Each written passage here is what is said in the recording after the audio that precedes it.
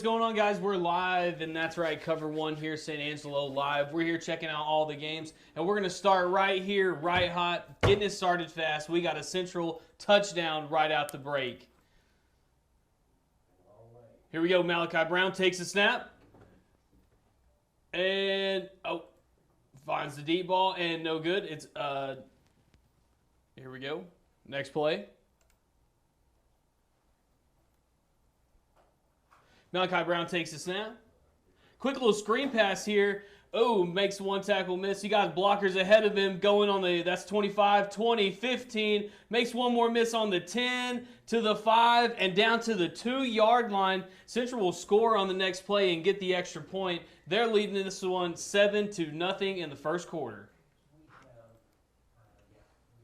All righty. Thank you, Matt Trammell. Welcome to Cover 1 Live here on SanAngeloLive.com. And yeah, that's how we get this thing started. I'm Manny Diaz. Christian Gabaldon. Yes, sir. That was Matt Trammell there at the Cover 1 Live desk. The Bobcats already on the scoreboard in Wolfforth, up in the Lubbock area. 7-0 leading the Tigers right now as we speak. We saw Seth Levesque already get the handle on things. Oh, yeah, breaking a few tackles, getting down there. I tell you, that's the cat we've been waiting for, oh, yeah. waiting to see.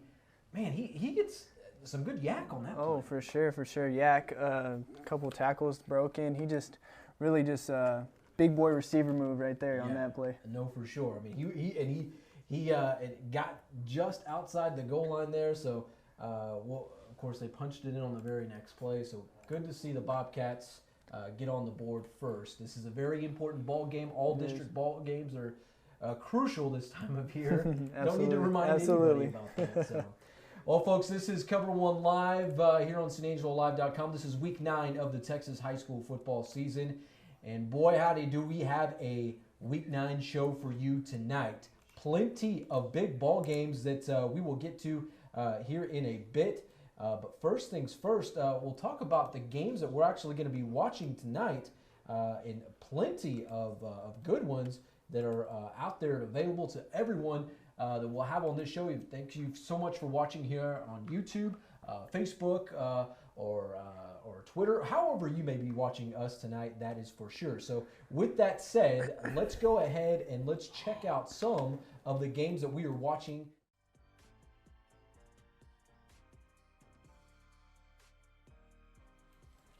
All right, there we are. This is, let's take a look at it. The San Angelo Central Bobcats taking on the Wolfforth Friendship Tigers up in the Lubbock area. That's a big game that we're watching, number 1.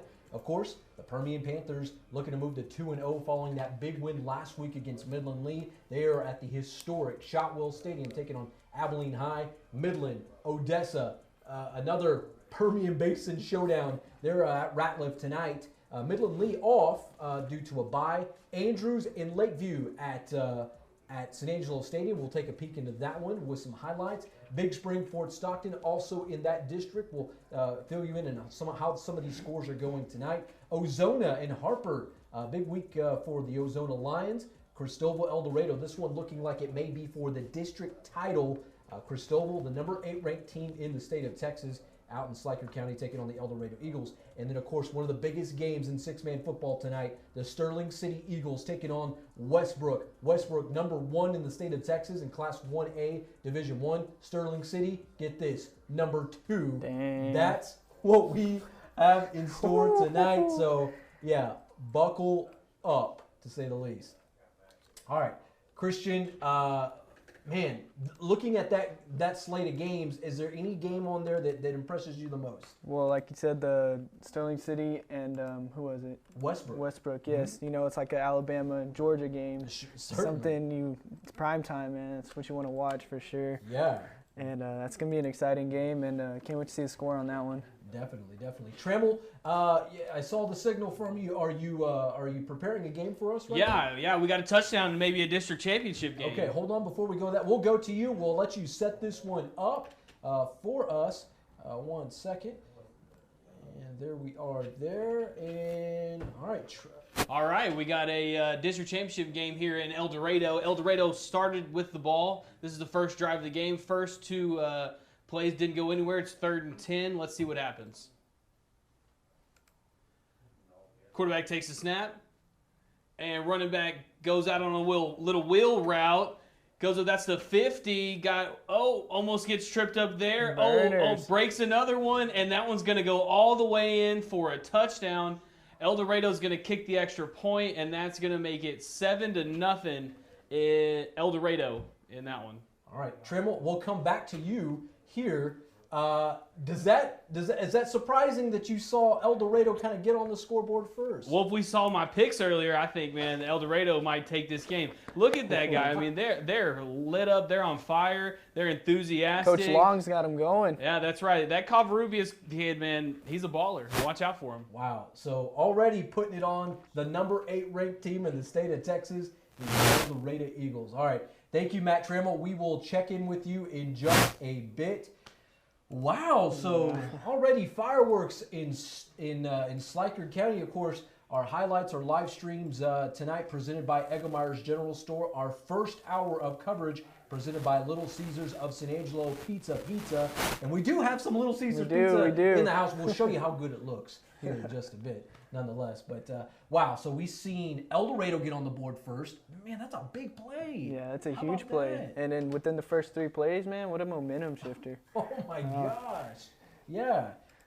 Certainly Central's on the board. It looks like Central may be knocking on the door. Are we seeing anything new kind of evolve out of that one? We're seeing they're getting in deep into friendships territory, so hopefully they can punch it in here or at least settle for 3.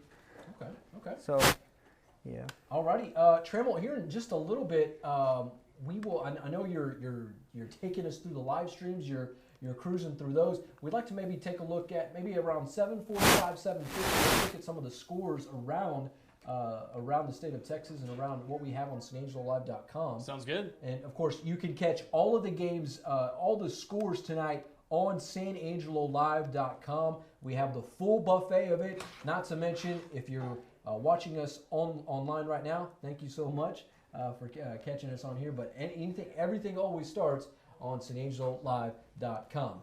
Alrighty, we also have another game that we want to play. Now, if you watched the preview this afternoon, you may have got a little taste of that. Trammell and I played a little stock up, stock down, but we're going to bring in Mr. Christian Gabaldon. Absolutely. We'll bring in his picks on that. We'll entertain that here in just a moment.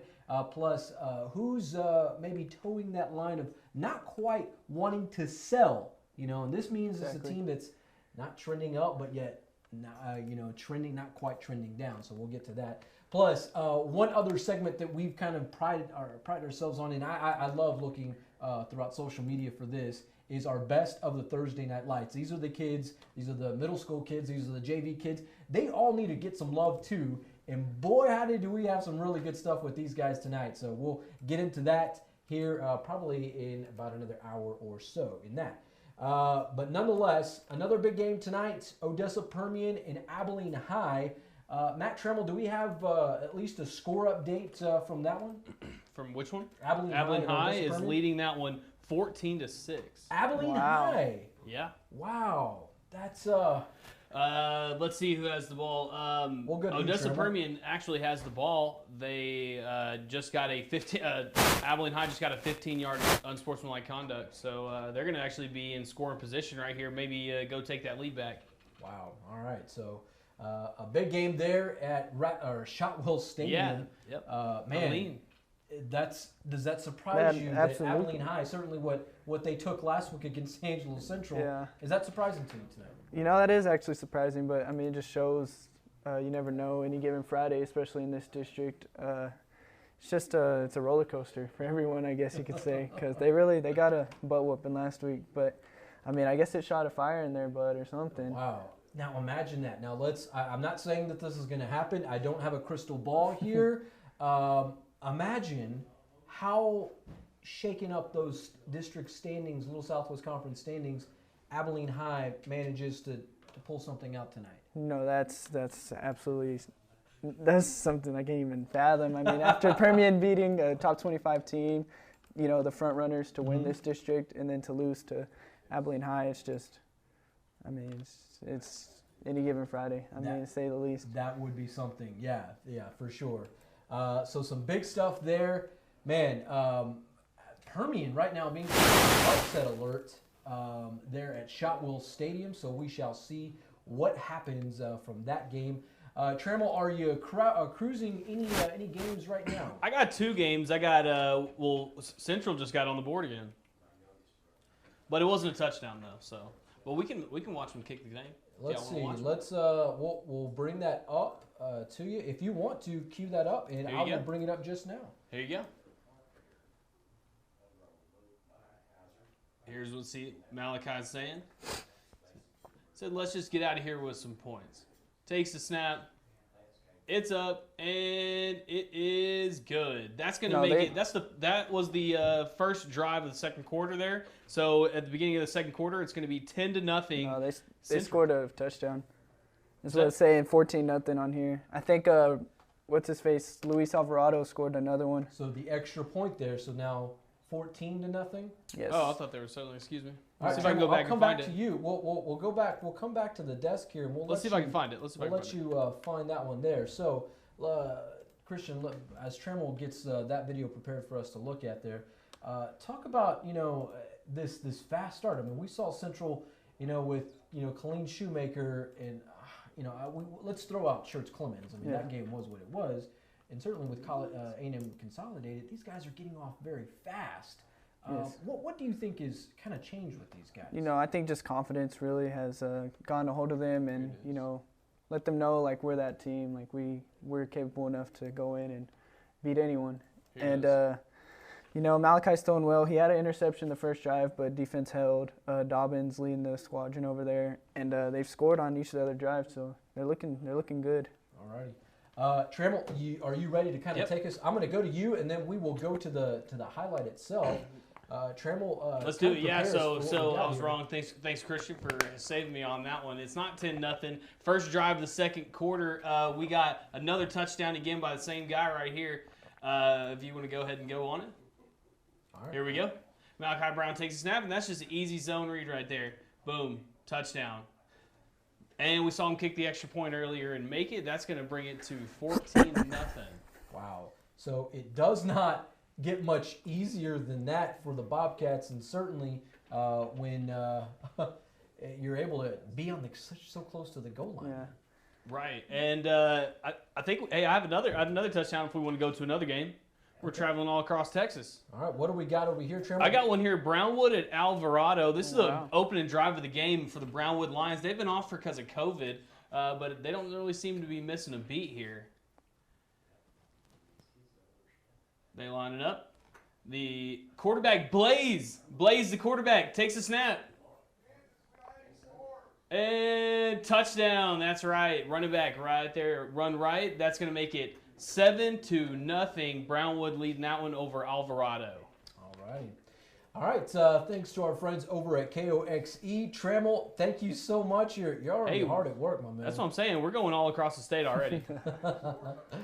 All righty. So Matt Trammell holding it down at the Trammell live desk. We saw Brownwood get on the scoreboard there. The Bobcats up 14-0. Christian, are you seeing anything new? Well, it looks like Friendship's driving. I don't know if they had a big play because just a second ago it seemed like they were in their own territory, but it looks like they're driving and pushing in for a score. Okay. Looking to. All righty, so we'll check back in with Trammell and the Bobcats from Friendship. Mind you, we also have Ryan Chadwick from People's Bank Stadium in Wolfforth. He is doing the write-up tonight for us on SunAngeloLive.com. So we'll hope to visit with him here after a while, at least get a few thoughts about the game tonight following this one with the Bobcats and the Friendship Tigers. Trammell, anything interesting that we might be seeing? Something you might like to be interested in seeing. Your alma mater finally got on the board. Hey, and this is really making it come true because remember I said it was going to be 21-20. And this one, interesting right here, this one actually is going to make my bet come true. Let's go to it. All right, let's check it out, Trammell. All right, quarterback takes a snap, and he just goes big on that receiver. Wide open in the end zone for that one. Wow, man. But they go for the extra point, and they did not get it. That's actually going to keep it at 7-6. El Dorado's leading that one. 7:24 left in the first quarter. All All right, Trammell, man. So we'll look at some point. I would like to see what's going on at Shotwell Stadium with Permian and Abilene High.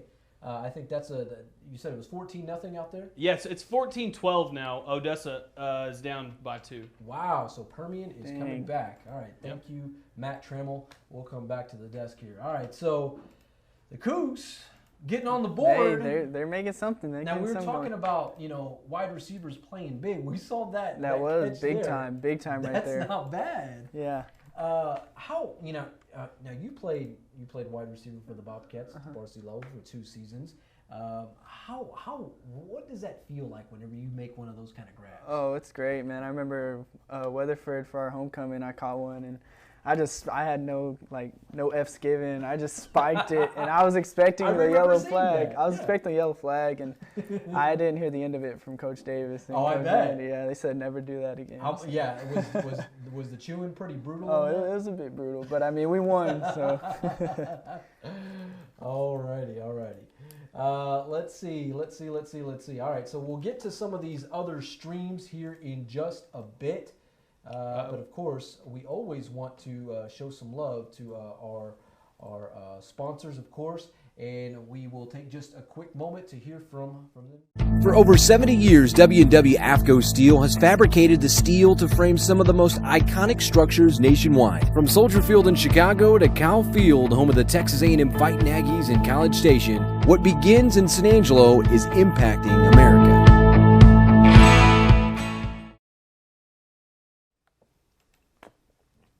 Alrighty, thank you so much for sticking with us. This is Cover1 Live here on SanAngeloLive.com. This is week 9 of the Texas high school football season. We're already seeing some fireworks early on. The Central Bobcats, if you're just joining us, now leading 14-0 against the Friendship Tigers. But of course, looks like Friendship might. Yeah, they're right there knocking on the door. Yeah. What are you seeing there, Christian? Friendship right here, about on the 2-yard line. I think 2nd down and goal. So they're looking to punch it in. They're at Friendship, their stadium. Alrighty. Trammell, what do you say we go live on some of that? I'll bring you up, and you can tell us kind of what's going on in there. Dobbins with the big play. All right, so really what's going on is Friendship's just trying to run the ball in here. They're not the first two plays in the goal line stand here were right up the gut. The first play maybe got a yard. The second play lost about 2 or 3. Central's defense playing lights out right now, especially in the front. They just tried to get a false start, couldn't get it, having to call a timeout. So we're going to see what happens here. Maybe they're going to draw up something tricky to get in the end zone here. With down 14 in the second quarter, you got to kind of start making your moves now to put yourself in position to be in the game later on. So it's 4th down? I believe it's 3rd down. 3rd down? All right. Thank you, Matt Trammell. Holding it down for us at the Trammell Live Desk. Trammell, what other games you or is there anything else you're kind of checking out right now? I have another touchdown if we want to watch it. Oh, hey. Well, I will bring you up and we'll prepare. You can doesn't kind of love get us. We were just here. We were just in Brownwood, man, and they're really sticking it to Alvarado tonight. The first guy that got in the end zone, well, he found it again. Let's take a look at it. So Blaze, quarterback, looks around, tries to get him offsides there, gets the play call.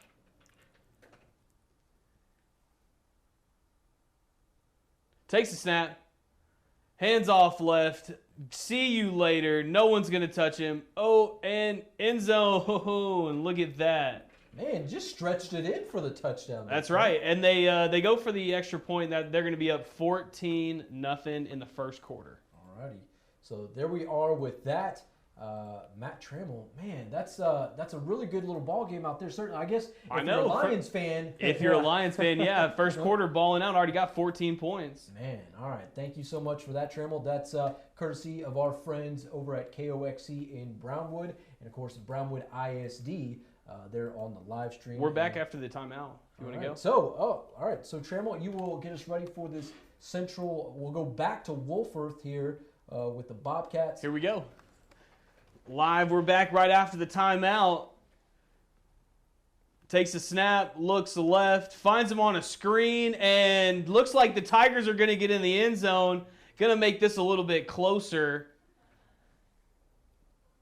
Have they? They got in. They scored a touchdown on that one. They haven't gone for the extra point yet. Let's see what happens. It looks like there's an injured. Ooh, what a hit right there. Who is that? Yeah, it looks like he injured him on it. Oh my gosh. Man, dude, we can watch. We can back it up. I think they're both injured. It was that big of a hit. Let's see. Let's look at it again here. Just bringing the wood. Oh, what happened? There. Sorry.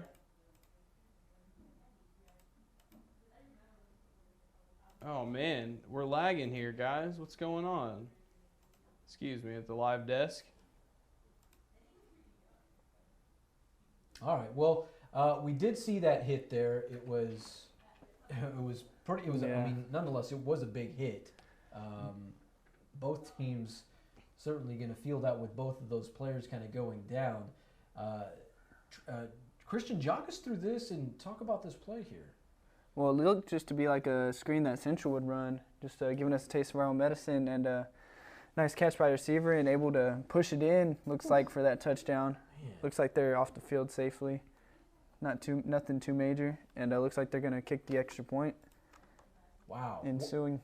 What a hit, man. That's I tell you, anybody that can take one of those and live to tell about it, that's you're all right by anybody, I would say. So looks like now the kick is up, and it is good. All right, so it is now 14-7.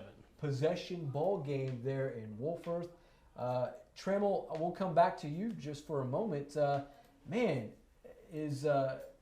now I know you picked Friendship to win this ball game. Hey, it's giving me some hope though. I mean, everyone's over here like, oh, who's that Trammell guy? Why is he picking that? But hey, give me a little bit of hope. I'm telling you. Say goodnight to the bad guy. Yeah. Yeah, Trammell, now give us your thoughts on why you picked Friendship tonight. And give us the score that you picked them tonight. Man, I'm a Lubbock boy. How can I not pick Friendship? I mean, it's just like those rivalries that you just have to have, at work with your coworkers, I guess, or something. Heck, I don't know. Right now I'm thinking like, man, I didn't pick right, but guess we'll see what happens. Yeah, all right. Mind you, thank you, Matt Trammell. We'll come back to you here in just a bit. Trammell picked Friendship to beat the Bobcats tonight, 42-34. There's still a lot of football to be played in this one. I'm not sure what's going to happen with that, but if I was a betting man, I'd probably say the Angry Orange might come out on top. I like that. I don't know. OP's in the... Trammell, are you watching? I see there on the monitor that you're watching Permian in Abilene High. Yeah, it looks like the Mojo's about to get in the end zone. Well, let's take a peek. The comeback might be complete, but it's only in the second quarter, so I mean, not much of a comeback, but we'll check it out. All right, well let's go pop into that one there. Mojo in Abilene High at Shotwell Stadium. Trammell, take it away. So they get the ball on the 5-yard line, running the triple option fullback dive right there. It looks like it's going to be on the 3-yard line, 3-yard line on that one. Abilene High, they've had a really rough start to the season, but man, they came out strong in this one. But it looks like Mojo is just starting to wear him down with that triple option. I mean, once it gets going, it's very hard to stop. And it looks like Mojo actually has a player down. It looks like it was that fullback. Yikes, man! And that's a tough one. Regardless, that's such a tough offense to run, and defensively, it's so hard to really kind of put your arms around that there. So we'll come back to Trammell. Trammell, whenever we kind of get that one up and going with that score, kind of give us a shout, and we'll come back to you. What do you say? Sounds good. All right. Thank you, Matt Trammell, over there at the Trammell Live Desk. So we're seeing Permian. They're the comeback kids tonight so far early on. Do you think Abilene has a chance to at least make it interesting? We'll start with that. I think they do have a chance to make it interesting. I just think it's going to be hard to stop their offense, like you said. All they want is 3-4 yards of play, and they'll just keep pounding it down your throat, and then occasionally, roll out for a pass. So it's not something easy to stop. It's not like Central, it's spread out. It's most likely pass or run. You know what I'm saying? They just play the bully ball. It's like a wall offense type of deal. The bully ball. And it's hard to stop, man. It's tough. Alrighty, so we are going to go back to Matt Trammell, who's away. Let's go straight to it right here. We got a toss out to the left. Oh, looks like he's going to be down on the 1-yard line. Sorry, I want to get Wow. that thing going. I mean, this team runs so fast, you want to make sure everybody sees it, They're holding their ground. Look at that. Goes pitch left and just tries to go all the way around the edge, but then just says, heck, I'm just going to take this one in the face. Man, look at that defense just closing in. Man, that's good to see if you're Abilene, because it didn't really you didn't see much of that last week against Central. At least. No. Of course, you're having to play a different brand of football. This is more rough and tough. That Oh, is definitely. true. The triple option. And that kind of feeds better to Abilene High's just total offense and everything how they're built anyways. So that's fullback dive, and looks like that one's not going to be in there either. Wow. Look like we got a player lost a helmet, so he's going to have to step off. That means you're going to have a second-string offensive lineman in there. You never know what can happen with that. Man, you gotta love with the They're black just shirts. flying to the football. Like, that's legit flying to the football. They're jumping 2 or 3 yards before and just meeting him head on. Wow. You got to appreciate certainly what's going on You with really the black do. shirts You really here. do. That defense holding their own. What is this? Is this third or fourth down? Yeah, third or fourth. I think fourth because they've This- had a yeah, few Yeah, I it's feel going to like have to be I think fourth. this is Yeah, I it's feel going to like have this to be might be fourth down on this here. one. Yeah, they're pumping look, up the I mean, crowd. Just that defense getting juiced up there. Here it is. And quarterback right up the middle. He keeps it, and that's going to be a touchdown for Dang. Mojo. They're going to take the lead. That's going to make it 18-14, making the extra point probably 19 or 20-14. Man. Well, Trammell, I'll get your thoughts on this. We'll go to you. Well- how demoralized? I mean, they were right there. They could have stopped. I mean, they had the opportunity to stop them there.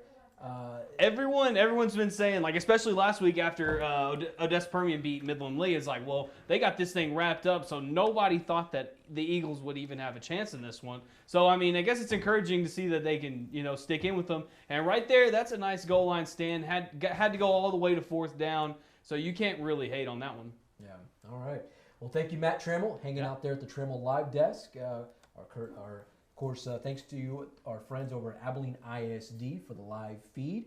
And, of course, our friends at Eggemeyer's General Store, the best little general store in West Texas, with our highlights and our live streams tonight. All right, so Permian now retaking the lead. Does it feel like this is the game that we should have been watching? Does this now feel like Permian may be taking control into this one? I don't want to say. Like maybe Abilene High still has a chance. I think Abilene High might still have a chance. Okay. Hopefully they can go down and at least get 3, get some points on the board because it's only a 6-point game right now. 7? Did they get the extra point? Yeah. So 7-point game. yeah. Even if you just get 3 before the half, whatever, just keep yourself in it with Permian. And obviously they're gonna run the clock a lot, waste time. So just get as many points on the board as you can. Defense held up great right there. And I'm expecting them to keep doing that. Don't, hang your head low or anything. All right. What do you think, Christian, it's going to take? I mean, it's a tall task, obviously, for Abilene High tonight to pull off this kind of upset, if you will. But what do you think it's going to take for them to pull something off like that? I think just keeping Permian's offense off the field is really like the best thing you can really do in this. Force some 3-and-outs or short drives because that's in the end that's going to put your offense on the field, and we've seen them score 2 touchdowns already. So I think that's really the big picture here. All right, so Permian up. They just took their first lead of the night against the Abilene High Eagles there at Shotwell Stadium. We'll take another peek into that as this one progresses. Of course, the Central Bobcats and the Friendship Tigers up in Wolford tonight, the Lubbock area. Trammell, are you watching this one? Are you seeing anything progressing out of that? Yeah, Central's kind of driving the ball down here. They're in the red zone or green zone, I guess. I don't know if they're actually inside the 20. But they're driving. Malachi Brown had a long run in the middle of this thing, made a couple miss and got in there. So we'll see what they're going here. They're going to take a handoff right up the middle. Makes one miss, breaks a tackle, gets to the 14-yard line on that one. Is that Isaiah? Does that look like maybe Yeah, Isaiah that looked like Dell? Dale. Yep, that's Yes, it is, yeah. that's who that is. Yeah, so the Bobcats, they're still they still have a bunch of scat backs. You got a little That's what you committee can call going them, back there. Yeah. But they also have tanks, though, too, man. They got, what's his name, who's a tank? Hartsfield yeah, and Ashton Hartsfield, that guy is a tank. Oh, Malachi taking. Oh, fumble! Uh-oh, looks like Friendship got the ball back. Man, that is a huge turnover and a potential. Wow. Man, that's a momentum That's shift tough, there. yeah. Wow. What do you make of that, Christian? As we kind of. That's something you can't have happen, really, and especially with not much time left in the second.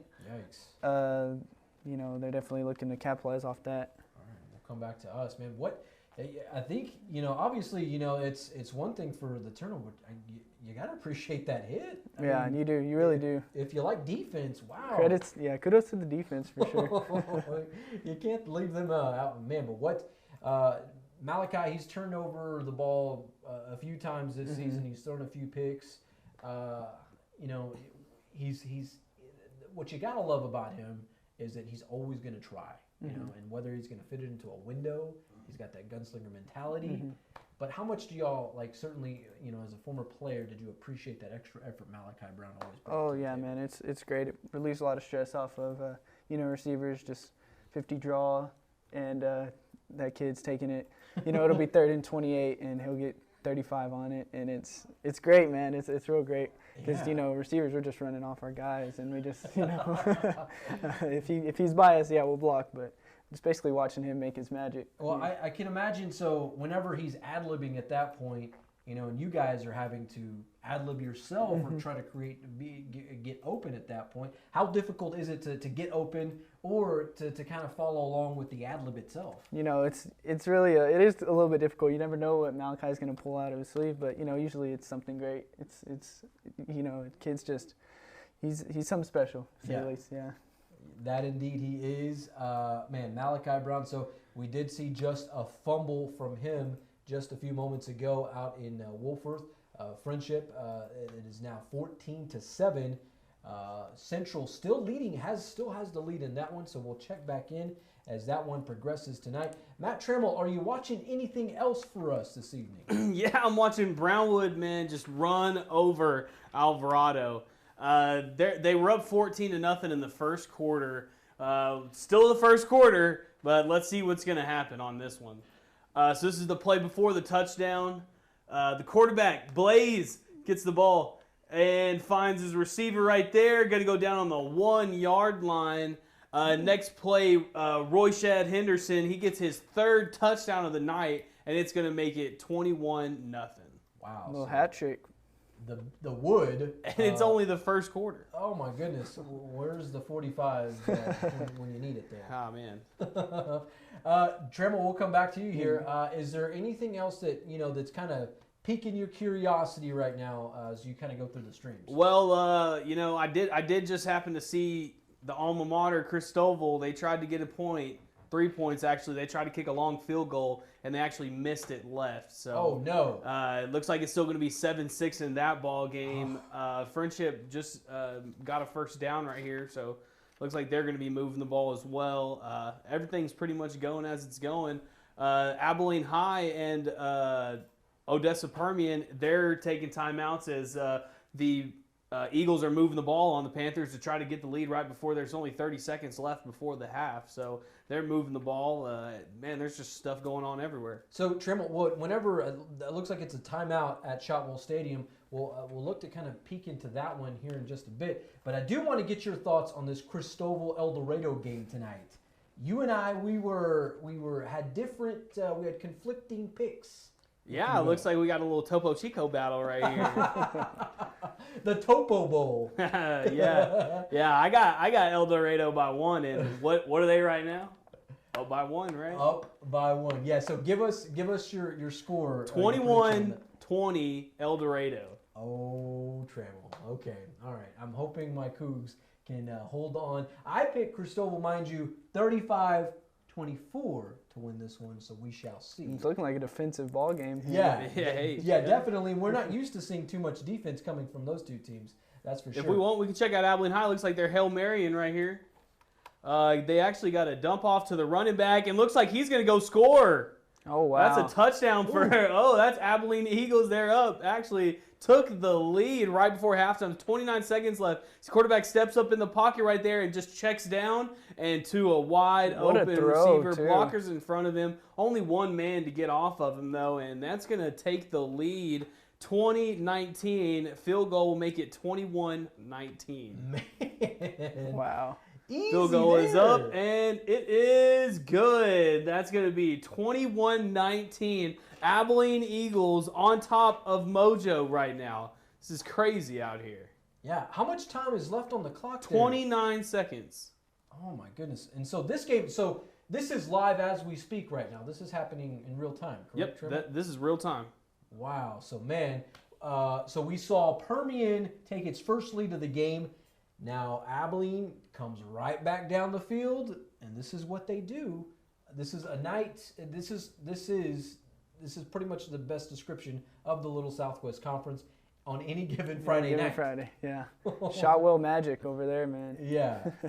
Trammell, let's come back to you. How crazy is that to see what Abilene High is doing right now? Oh, man, well, like I said in my preview earlier, I wish I would have sold them week 1 because I thought they were worst team in the district. But now it looks like they're going to beat what I would thought was the best team in the district. So point of the story is I don't know what the heck I'm talking about. Well, as we come back, thank you, Matt Trammell. At least you're honest at this point. I mean, I'm not in. Mind you, if we were bookmaking around here, I would say, hey, don't listen to me. I'm just a guy with an opinion. Yeah.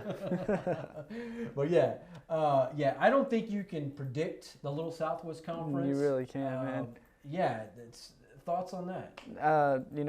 Just as I've said, like any given Friday, that was a hell of a throw too, across the body to the drag on the other side, man. That was awesome. And then I don't know, Permian was sleeping. They were snoozing on that play, so just what the Warbirds needed. So is it the Warbirds or the Eagles? Well, that's the nickname. So they go by the Eagles. It's the Warbirds. So it's a very old. I mean, that's old school for the folks.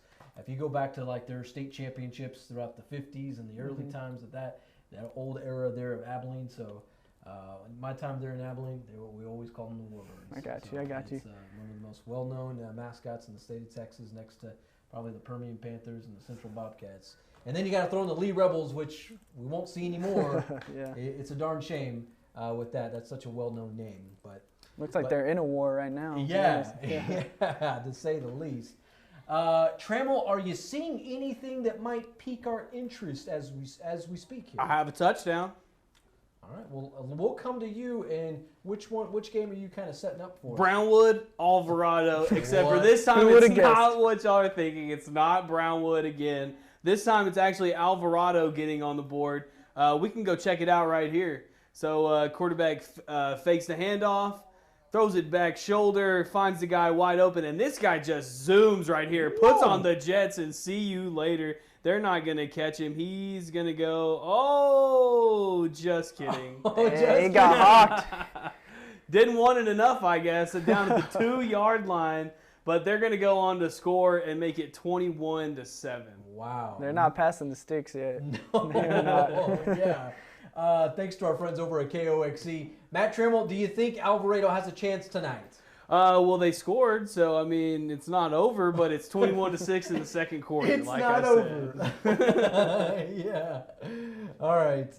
Thank you, Matt Trammell, there hanging out at the Trammell Live. Can we look real quick? Oh, this is oh my goodness. All right, go full screen for us, Trammell. Oh my goodness. I hope they replay this. Oh, I can't go back on this one, but man, this is a trick play by Mojo. This is a double pass to a receiver. Oh man, hopefully we can see that one again. That was just too awesome. So this would mean, because there was less than 30 seconds left? Less than 30 seconds left in this one. In the first half? First half, less than 30 seconds left. We had a double pass to a receiver. So the quarterback threw it to a receiver, found another one in the end zone, and they took the lead with 4 seconds. Wow. 4 seconds left right there. So they're lining up for the extra point here. And the kick is up, and it is good. Oh, it looks like he might have hooked it. What is he saying? He did hook it. He hooked it, yeah. So it's actually going to be 25-21. What a crazy game. Oh, man, my goodness. This is wild. Wow. Okay, well, thank you so much, Matt Trammell. That is courtesy of Eggemeyer's General Store, the best darn little general store here in San Angelo in West Texas. Of course, a big shout out to our friends over at Abilene ISD TV. Man, Permian, I don't know. I'd like to say that's the Permian we saw last week, but obviously this is not the Abilene team we saw in week 8. You got to be livid if you're an Abilene fan, though, because, I mean, 30 seconds left, kind of just prevent, you know what I'm saying? What a time to be alive right now. Trammell, are you watching anything? I see things kind of going across the feed. Just give me a second. Give me one second. I got it working. I'm not gonna spoil it. I know. I want to leave you to to give us the goods at this point. All right. I know what you're saying, Manny. If you know anything, what I'm talking about, Battle of the Topo Bowl. Cougars, Eagles, 277. Matt Trammell owe me a Topo Chico. So that's the bet tonight between Matt Trammell and I. If my Cougs win it, I get a Topo. If Trammell wins, well then I owe him a Topo Chico. I'm not drinking that tonight. I wish I had one of those. Very refreshing. My good friend Aubrey Trufant over at Trufant Brothers Tattoo here in San Angelo, he refers to himself when he drinks the Topo Chico as Dante Brigante and just as mellow as ever. But yeah, that's good stuff there. All right, Trammell, what do you got for us here? Well, Manny, you guessed it. It's the Battle of Highway 277 right here. We are in El Dorado. The score was 7-6. And unfortunately, it looks like my bet's going to be a little bit off. So he drops the snap right here, but Braden Wilcox, you know how he is. He just is going to make a play. Makes one miss, just goes and all the way to the end zone. That's going to actually score, make it 19, got the extra point, 12, got the extra point, 14-7 Cristobal. So, they missed the extra point on their last They missed the first extra point. So they also have missed a kick. Okay. They went for the 2 right here, got the extra point, and so it's 14-7. All right, so 14-7. The Cougs not going quietly into the West Texas night. They have now taken their first lead of the ball game. Trammell, thoughts right now before we kind of come back on camera of that game? Well, I said 21-20, so I hope they miss the next field goal. That kind of reminds me of the movie Waterboy when the coach is like, he's watching film and stuff, and he's like, oh, well, he has to pick it up, dust it off.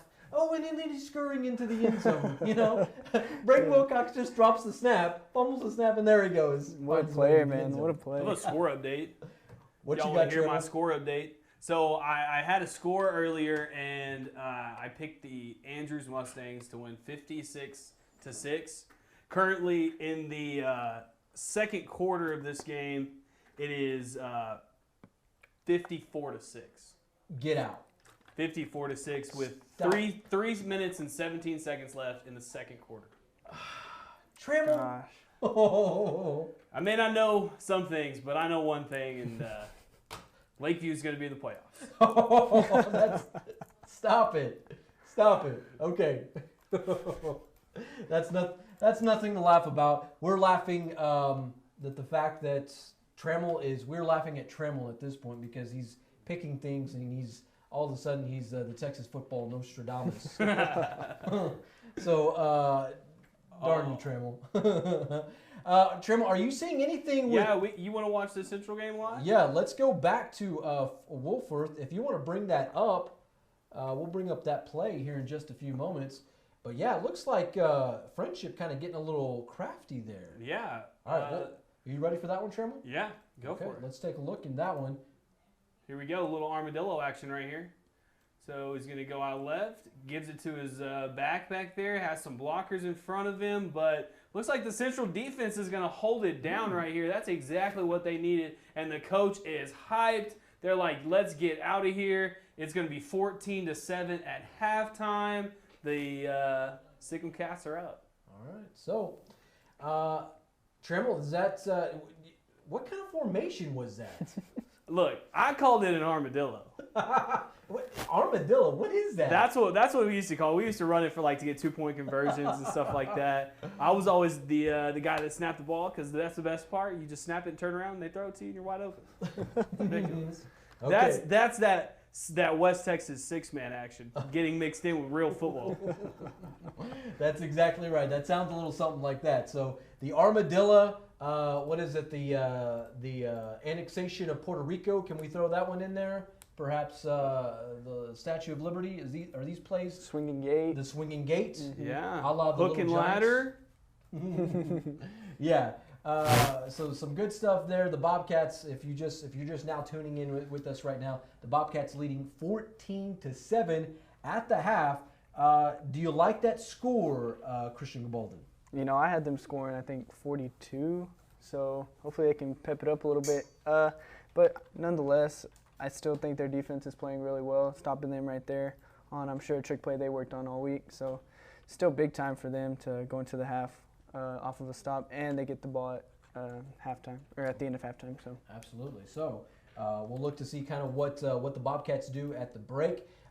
Let's go ahead and let's Trammell, some of these games are going into the half. Before I ask you this, do we have an update? Is there anything from Schleicher County with the kids from Cristobal and El Dorado? No score update. It's about 6 minutes left until their halftime. Okay, so about 6 minutes left. Is there any games that you're kind of... Everything else is really at halftime. Okay. Brown, they may be looking to score right here, but it's 4th down, so we'll see what happens. Quarterback keeper, and I don't know. It looks like they did not get the first down on that one, so they're going to turn it over. It's still 21-7 there. Okay. Alrighty. Thank you, Matt Trammell, there at the Trammell Live Desk. All of our live look-ins presented tonight by Eggemeyer's General Store. So, hey, fellas, why not? We can probably get the game going of, stock up, stock down. What do you say? Let's do it. We do a little bit of that. Trammell, what do you think? Yeah, let's do it. All right, so we'll get this thing going with some stock up action tonight. And let's see. There's all of that. We'll bring that down. And we will start with Matt. Yeah, boy. Trammell, go ahead and tell us who you think is stock up right now. Look, I know 30 seconds. I may be rooting for these Friendship Tigers, but the stock up has got to be Central. They won their first game. They should have been their second game because the game before that, they should have won that one.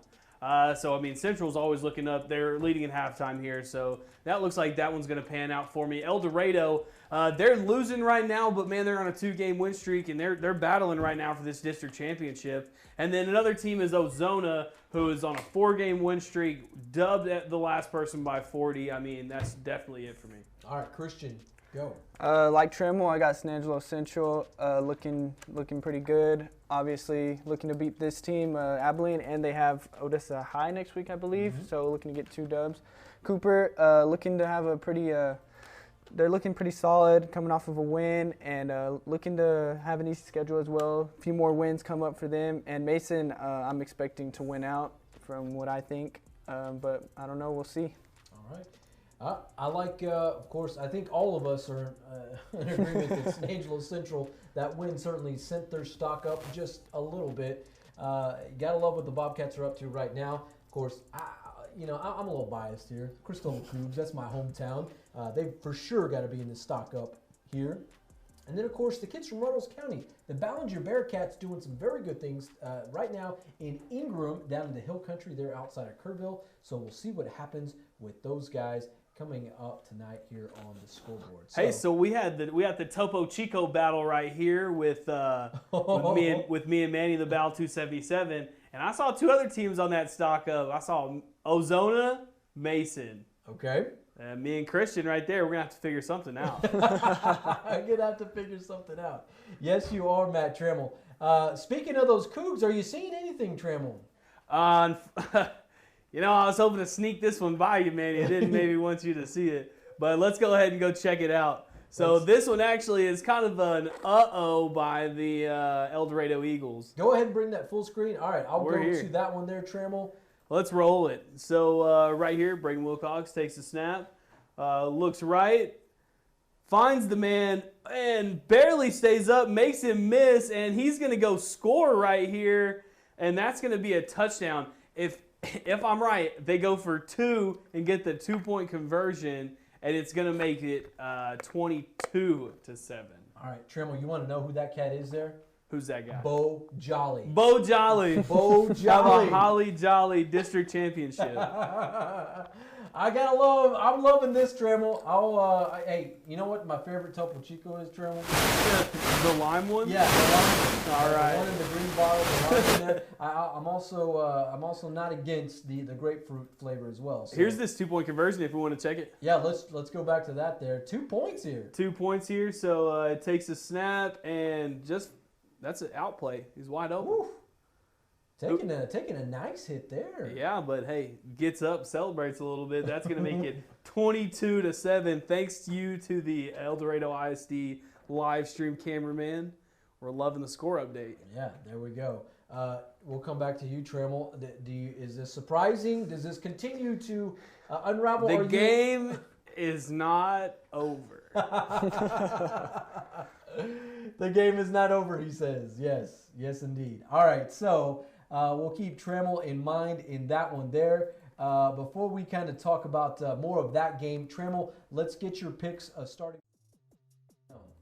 So stock down this week. Midland Lee, of course, they lost to Odessa Permian. Could have been possibly for the district championship. I guess we'll see how it all turns out. But either way, they lost. They're trending down. Lakeview, like I said earlier, down big right now, 56-6. They're on a lot of losing streak right now, so it's not looking good for them. And Wall, they lost to Jim Ned. This is going to be the first district championship loss they've had in like 10 years. So, of course, you got to say that their stock's going down. For me, I have Abilene High, who's actually showing out tonight, so they're proving me wrong, as well as Brownwood. You know, they're balling against Alvarado. I wasn't really expecting that from either of those teams, but, you know, they're proving me wrong. Lakeview as well, I had like Trammell, and they're not looking too hot tonight, and they also have a tough game against Big Spring next week, which is very, very crucial for them. So, yeah, those are my three. 2 of them are really, you know, making their stock go up instead of down for me. Yeah. Exact opposite. All righty. My stock down pick, you know, I love Midland Lee. I love what they're up to this season, but that loss last week against Odessa Permian certainly put their backs against the wall. Wins were crucial the rest of the way, and I think it's a must-win for them against San Angelo Central coming up down the stretch as they near that game. Of course, the Wall Hawks, you know, anytime you lose in that particular district, certainly a loss to Jim Ned is always a tough one. I do think they'll be back up. I'm not done with them just yet. Of course, to the Erion County Hornets, man, they started off so hot here recently that they suffered a loss in the district season against Water Valley.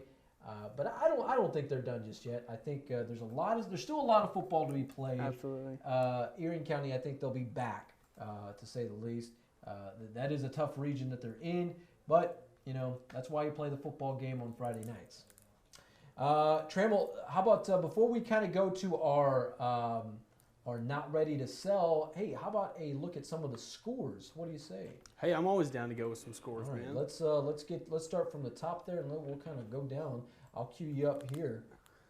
You know where I'm getting these scores from?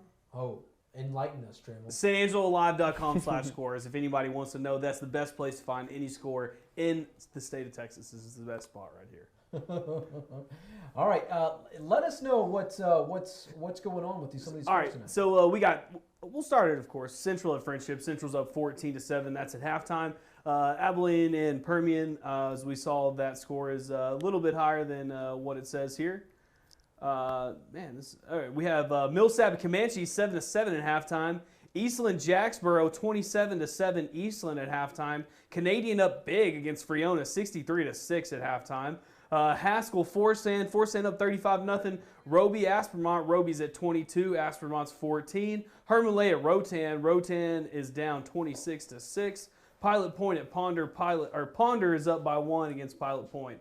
Ingram, Ballinger's up 33-6 on that one. Coahoma, Reagan County down. Haven't even got on the board yet, 14-0. TLCA and Jim Ned rolling now, 39-0. Bangs up against Sonora, 27-0. Alpine, 14. Crane, 7. Ozona, they're winning this one, 14-8 against Harper. Early and Clyde's up 10-0. Anson Holly, Anson's up 14-6. Pampa is losing to Canyon, 21-7. Legalville, Santa Ana up 24-20. Boyd at Brock, oh man, Boyd's down 21-0. Duncanville at Waco, Duncanville up big 21-3. Very Best stomping Paint Rock. Look at that, 44-6. Very Best looking to get another win. Miles Bernard. Miles is up 15-9. Lakeview down 6-54. Man, that one's tough. We saw this one score earlier, 22-7. Cristoval's leading that one in a battle of 277 right there. Rock Springs Junction. Rock Springs up 8-0. Denton Ryan wiping Wakeland, sorry about that one, 41-3. Midland TLCA is down big to Garden City, 38-0. Lubbock Cooper's up 7-0 against Canyon Randall. That one's only in the second quarter. Grady at Rankin, 32-0. Westbrook, Sterling City. Sterling City, the boys from the Concho Valley, 24-8. That's the number 2 team in the state, beating the number 1 team in the state right there. 24-8 in the second quarter. Abilene Cooper up big at halftime, 45-0 against Granbury. Midland's up 14-6 against Odessa. That's the battle of the basin down there. Amarillo Tascosa, Amarillo Paladura. Tascosa up 50-12. Mullen, Richland Springs up 38-0. Everman Aledo, 23-0 Aledo. Hereford, Dumas up big, 35-3. We saw Hereford play Lakeview a couple weeks ago. Brian Nelson, South Lake Carroll up big, 57-21. I think that one was last night. That's a final. Another final here. Rawls at Roscoe, Rawls 76-6. Weatherford Haltom up big, 24-0 in the second quarter. Euless Trinity, Hearst, LD Bell. Euless Trinity 59-0. Santel, Albany up 34-14. Highland beating Robert Lee 46-0. That one's final. America's El Paso Pebble Hills lost that one 36-17. Cisco Coleman, Cisco up 14-0. Grape Creek losing this one right now against Brady, only 7-0. It's in the second quarter. Dublin, Merkel up 15-7 in the second quarter. Shallwater up big against Kermit, 32-7 in the second quarter. Brownfield barely losing to Denver City right now. It's 19-7. Spearman 35, Dimmitt 0. Bartlett Snook, Bartlett down big time against Snook, 36-0. San Saba's beating De Leon 14-0. Goldthwaite and Winters are tied right now in the second quarter, 7-all. Granger, Burton, Granger up 12. Burton only has 6 points in that one. Galena Park, North Shore, and Beaumont Westbrook looks like they're at zeros. Alrighty. Matt Trammell there holding it down with the scores across West Texas, the Concho Valley, and some games across the state of Texas. Thank you, Matt Trammell. Hey, joining us now, the voice of Wall Hawks football. Of course, the Hawks are off tonight due to the COVID with what's going on in Breckenridge, Texas. Perry, how do I say your last name? Curnutt. Curnutt. Yes. I didn't want him to say that wrong. Common spelling. Curnutt. Okay. Joe got it. Yeah. Perry Curnutt. I've heard you on the radio. You and Brian May always do a fantastic job. They're covering the Wall football games.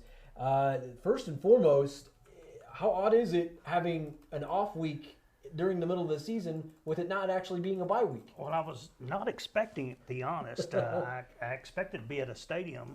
I expected to be at Wall Stadium tonight, the First Community Credit Union booth, and it was kind of strange when I got the call that we were not going to be playing this Friday night. I got to think of what am I going to do?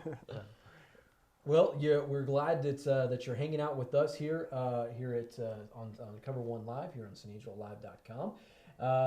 Tell me, the Hawks, they suffered just a devastating loss last week. It's to a very good, Jim Ned football team. Walk us through that one and what it was like, kind of seeing how that one unraveled there. Well, the momentum changed early in that football game with a couple of costly penalties for the Wall Hawks, and quite frankly, Jim Ned is one of the most complete football teams that I've seen in quite a while. In high school football, very talented. They were disciplined. They were well coached. They played assignment football, and Wall just couldn't get to the outside, and that's their bread and butter. They pounded it on the inside, but they couldn't get to the outside, couldn't get the edge sealed and get around to pick up the big yards, and quite frankly, just got wore down there towards the fourth quarter. Yikes. Now, that's any loss. Now there's been a consecutive streak of district championships for Wall. Do you know where that ends? I mean, I'm not going to say it's ending right now because there's still season to be played. Right. But where does that put them at, if that does come to fruition? Well, right. is sitting in second place, and certainly they'll go ahead and finish, and they should beat Clyde, and then they end the season with Early at home, and that would put them the runner-up in the district. So there's a possibility they possibly could see Jim Ned again. In an area or regional round, I can't remember which one. It'd be pretty quick. Okay. So, and when that happens, look for Walt to maybe come back a little payback. Yeah. Because Walt's a good football team. Yes, and you know, and they were we had them on stock up, stock down. We had I think that was kind of our picks right now, that the stock was kind of trending down a little bit because of that loss. We normally don't see Walt lose this, you know, in the district season. No, and it's different for them as well. And I look for them to rebound, and they'll rebound in a big way next week against Clyde. They're well coached. Coach Houston Guy will have those kids up, and what's great about the Wall coaching staff is they can go in, they'll analyze it, they'll come back out, and they'll work on the problems that they had, particularly getting the blocks. And quite frankly, Jim Ned was a great football team, and I look for them to go pretty deep into the playoffs, unless they face the Wall Hawks again. Yes, indeed. Now, Jim Ned, they did suffer a loss early on in the season to Ballinger. I know that's, once you start playing that game of this team beat that team and this team beat that team there, you know, did Ballinger, I mean, obviously we like to see, you know, what's... Well, what surprised me about Jim Ned is they're young. Their quarterback's a junior, their star tailback, he's either a sophomore or a junior. And they were playing like they were seniors. And first game of the year coming out, they're going to be a little shy. And once they figured out and got their nose bloodied a little bit, they came back out and started hitting on the cylinders that they needed to. And, you know, like I said, they're one of the most complete football teams that I've seen in a while. Defensively, offensively, special teams, and they play assignment football. That they do. And what was interesting is that the receivers, they'd go down the field and they would maintain the blocks all night long. And you don't see that very often with The the stock receiver. block. Christian Gabaldon knows about the stock block. Absolutely, Yeah. absolutely. You know, with them being young, does that worry you in the upcoming years in any way? Well, Or- Jim Ned, and another thing about Jim Ned is that they have gotten their numbers up. A lot of kids are moving into that community. It's kind of like a bedroom community for Abilene, and they've got the numbers up. And certainly, it's going to be a rivalry for a pretty good time, for a long time, because you know the way they're looking, they'll be in this district. Used to, they'd be in and out of the district depending on their numbers. Now it looks like they're going to be pretty steady, and they'll have the numbers up, and it's going to be a pretty good rivalry for the district from now on. How Abilene is evolving in the south end of Taylor County with, you know, Abilene Wiley, they've gone up to Class 5A, Division 2. You know, and if you just drive in, you know, as you're making your way into Abilene throughout Taylor County in that south end there, you start seeing more and more development going on. And you know, people may not think about it or realize it, but that affects like what happens on Friday nights and certainly divisions and things like that. Well, there's two things in football that I've done this for a number of years. There's two things: speed, team speed. Speed on a football team, I'll take it oversized anytime. And the numbers. If you got the kids out, you've got the kids out, they're coming up, and you've got them in that program, you've got them in that system, and you've got the numbers, you're going to be successful. Yeah. So Well, that's a good way to put it. Mr. Perry Curnutt joining us here on Cover1 Live here on SanAngeloLive.com. Mr. Curnutt is the voice of the Wall Hawks football team on the radio broadcast. Perry, how long have you been on that broadcast, on the call there? Brian and I started it. He and I back in 2004. And if you know Brian, you don't say no to him because he says yes. So we got it put together in 2004, and I think this is our 16th year. Wow. And before that, I'd broadcast in Angelo Central way back in the day. Wow. So it's Matt, about 30 something years I've been doing this. man, so that's I'm gonna date you at that point because I'm 34, so that's probably longer I've been alive. I'm a real old time. I'm impressed with y'all setup here. I mean, used to back in the old days, we had a teletype, and if we were lucky to get football scores. If not, we had a bunch of phone books and the hoot and holler we were calling the Dairy Queen and the sheriff's office to get scores. So y'all come a ways. Yeah, we were able to see it online, and I love what Trammell does over here because Trammell's just scouring the internet. That's his job. He gets paid to watch Texas high school football, and then we'll just bring up a live feed. We'll go into that, and then Kristen and I will talk about it, and then we just kind of just go on to the next thing with it. I wonder if his screen's big enough. That's a big screen. Oh yeah, I can't even see you over there. I yeah. don't even know. Yeah. Trammell's got the Big Mac screen there. Perry, so with Wall's chances, I mean, I know they still have to get through a number of teams, but I never rule out the Wall Hawks by any stretch of the imagination. Houston guy, Craig Slaughter, you put those two guys in a war room, and they're gonna take your team to war. Yeah. The likes of facing, if they do happen to finish as the runner-up in this district, the likes of facing a Brock or a Pilot Point a little bit sooner, do you see that being troublesome for them down the stretch? You don't want to draw Brock in the first round in a by-district game. Mm-hmm. No.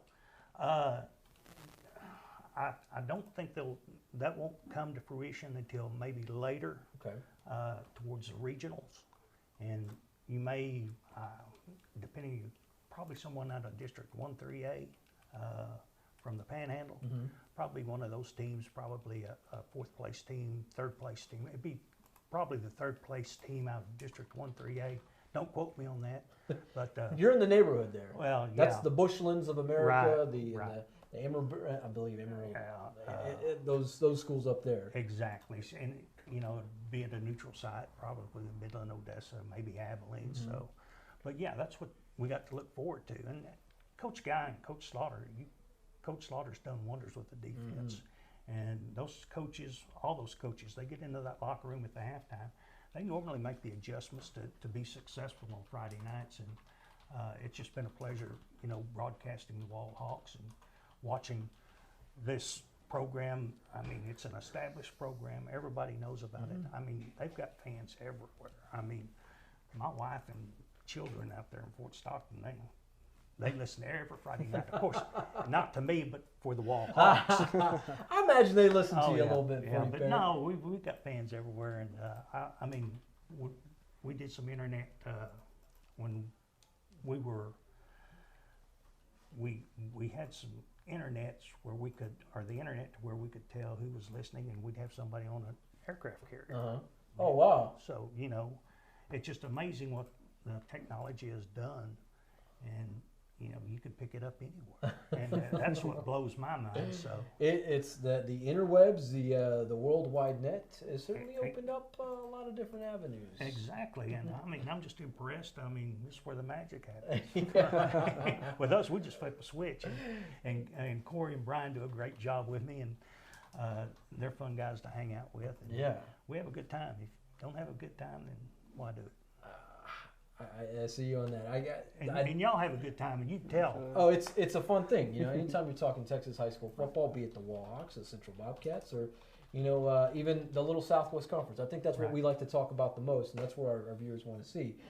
You did mention you called Central football games at one point. I got my start, I guess, as an 84, 85. I got my start doing the color with a man named Audrey Lewis, who was a recognizable name. I don't know if he worked for Bob Milburn or not, but anyway, he and I he gave me the opportunity to do it, and then he retired, and then I took it over for, I think, for about 10, 15 years probably. So I got to go to Amarillo one weekend and then to El Paso the next. So it was a lot of travel involved, but there's some good Central teams there. Shea Morantz was the quarterback at the time, and one of the quarterbacks at the time. So we got to see some playoff football, and none bigger than I think we played Arlington Martin, and I can't remember what year it was, but there were 18,000 people in San Angelo Stadium. Wow! And that was very impressive. It was just an impressive scene.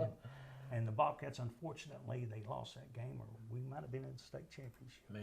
But it was great. There's been a few of those. I think the most recent was 2016 with the Allen Eagles, when that juggernaut that is the Allen High School program came out here, and it felt like a college BCS football game that was going down at San Angelo Stadium.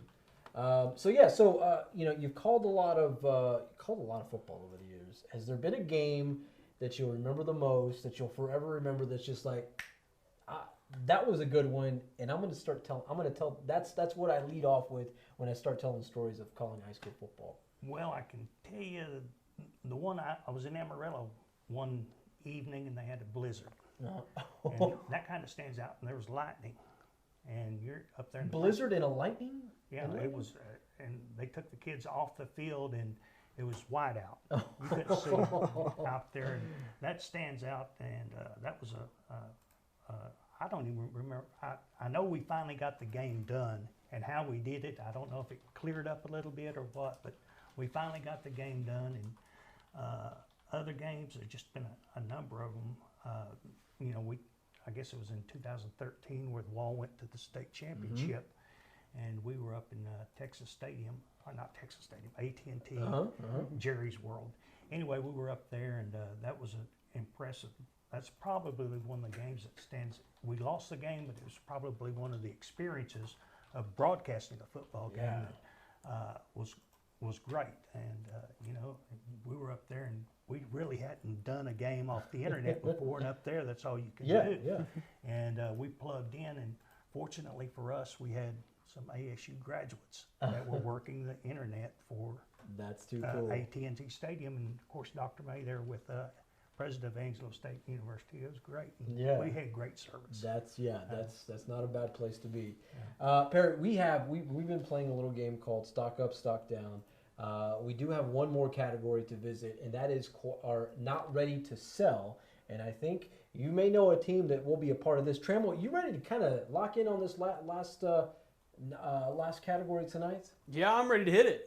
All right, let's kind of sitting back, relaxing. Let's get it going. All right, so we did the Hawks did kind of fall into our category tonight of stock down just a little bit. I mean, it's tough being the Hawks because I feel like each and every game there's always going to be a bullseye on them just because of the stature of the program and anything else that goes with that. But what comes with them is always just a good fan base and a lot of tradition. Yeah, and you better put a buy order in on that because the Wall Hawk stock will go up. There we go. And it's going to go up, and it's going to go sky high. They'll finish out the district with the final 2 games with wins, and then it'll be interesting to see who we face in the playoffs, the by-district, and then I look for us to advance even farther than that. Absolutely. Well, let's take a look at it on our picks of not ready to sell. Matt Trammell. Trammell, what you got? I got Central. A lot of people wanted to write them off. They lost their first 3 games. I mean, heck, they beat Abilene High, but that was supposed to be an easy game for them. So, most people are ready to sell them. But, hey, I'm saying don't do it quite yet. Malachi Brown threw 5 touchdowns last week, and he's looking great tonight besides the 1 fumble. They're leading going into the second half. I mean, hey, you can't sell the Bobcats just yet. All right. We do have Christian. Christian, give us your pick there. I got Erion County. Obviously started off the season real hot, going 5-0, I believe. Tough loss to Water Valley last week, but like you said, I don't think it's time for them to be counted out. I think they'll push from that loss and keep their head high and finish the season strong, to say the least. Yeah, that's a good football team. It's their first year of 6-man football, believe it or not. It's been since I think you have to go back to the late 70s, early 80s that Erion County actually played 6-man football, and there it is, Perry. I told you I wasn't writing the Hawks off. In fact, not ready to sell. I'm still believing in these Wall Hawks. I don't think they're going anywhere. I've known Houston Guy for a number of years. Heck, I've covered Craig Slaughter's teams from Sweetwater to Clyde America down to Llano. I know what his defense is about, so I'm with you, Perry, on this. You're an oracle. There we go. We'll certainly take that. It's been, I tell you, it's been a roller coaster ride of a season so far when we're talking Texas high school football, and certainly around our area of Texas. The biggest upset I think we saw last week was Wall and Jim Ned. Anytime Wall hits the L column at any point, whether it be during the regular season or the postseason, all eyes are on that. Well, you had 2 large Christian schools that came down in, we went up to Midland Christian. Midland Christian's always a good program. They're big. I guess if you could classify a TAP school, it's probably a 5A. San Antonio Cornerstone Christian, they came in big, tough, you could also make the case they're a 5A or a 6A. Right. And the numbers are there, and the talent was there, and but you're only as good as your competition. And just like that Jim Ned game, Wall will learn from it. Yeah. And they will come back, and they'll come back stronger. And a little adversity doesn't hurt. Definitely. And particularly in football. They'll come back. I like the Cowboys. Oh man. I tell you, the Cowboys, that's all. We need another 2 hours to dissect them. Multiple hours because of what's going on there in Arlington. Yeah. But yeah. Trammell, I know we're seeing some of what's going on on the South Plains with Central and Friendship. Do we see? Are still halftime? We're still halftime, but the Mojo and the Eagles are starting to back up right now. All right. Who has the ball right now with Permian and Abilene High? Looks like Abilene High is about to go punt right now. Okay. 3 now.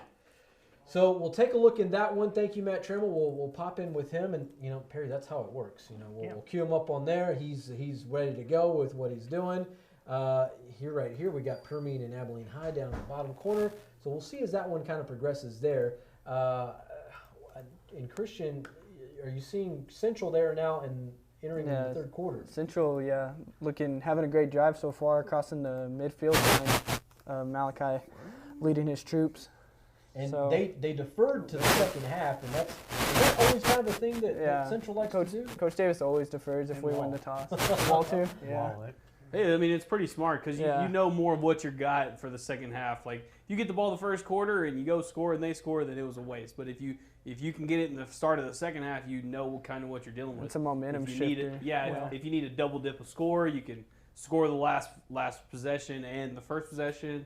It's a great way to just keep yourself in the game. Well, ideally, you want to take that football, that second half kickoff, take that football and ram it down your opponent's throat. Oh, yeah. Assert your will. And that's why a lot of these schools do that. I mean, they'll defer to the second half, get that football, take it down there and set the tone for the second half. They'll always tell us it's 0-0 still. Yeah. Yep, it's a good way to put it. Our second hour of coverage tonight presented by our good friends at San Angelo Cardiovascular Center of Excellence. Dr. Leon, thank you so much. If you need, when it comes to leg sores and it comes to things of that matter, you need a second opinion, go see Dr. Leon over at San Angelo Cardiovascular Center of Excellence. All right, so we're seeing Friendship and Central up on the South Plains. The Bobcats leading 14-7 as we speak. Trammell, what did you say as far as what was going on with Lakeview and Andrews tonight? Well, I don't have any video update yet, but what I do have is just a score. Halftime, it was 56-6. That's what I guess it would be at the end of the game. Clearly, a lot of stuff's going on over there. That's not looking good for the boys on the north side. I'm not going to pick too much fun, but they're down pretty big right here at halftime. Yikes. Yeah. Wow. So, for them, we've kind of talked about it on this program a lot this season. They've already made the playoffs, but at this, because there's only 4 teams in the district, but wins during the district are very important because it decides seeding. Exactly. Oh, man. Last week, they shot themselves in the foot against Fort Stockton. This week, obviously, Andrews is just a much more powerful team. Right. Mm-hmm. They're going to have to get a win next week against Big Spring. You've actually seen this Big Spring team for the last few seasons when Wall was actually playing them. What can you tell them from what you've seen about them in years past? Well, I've done a Big Spring game when there was a kid named Tannehill that was quarterbacking Big Spring. He might be all right. Yeah, but Lakeview is kind of a Jekyll and Hyde. When they first started the season, I was thinking, well, maybe this is a turning point because they were winning some football games and they looked like they had some talent, and they still have the talent. But for the last couple of weeks, you're kind of scratching your head and wondering. And I live in Fort Stockton. My wife's a Fort Stockton graduate. I'm a Lakeview graduate, so I've had to eat some crow. Last couple of weeks, and I just don't understand what's going on with the program out there because it looks like one week they play well, and next week they don't, and it could be the opponent. So I don't know. Man, Are you a former Chief? Yes. That's what I thought. That's what I thought. I heard you're the Northside Pride. Oh yeah. Give us kind of your thoughts on the Lakeview Stadium controversy. Do you think Lakeview should be playing in San Angelo Stadium, or do you think they should play in Lakeview Stadium? Well, particularly this time of year, the weather is. You got an all-weather field over at San Angelo Stadium at Lake instead of grass. Right. My way of thinking is that I would rather play on that all-weather turf, and I've heard it both ways. I mean, I hate to. My way of thinking is I'd rather be at San Angelo Stadium than over at Lakeview Stadium, due to if you get the field wet over there, it's going to tear the field up. Yeah. And you've got some other teams that are using that using that facility now, and I think where it is right now, don't rock the boat, just go with it.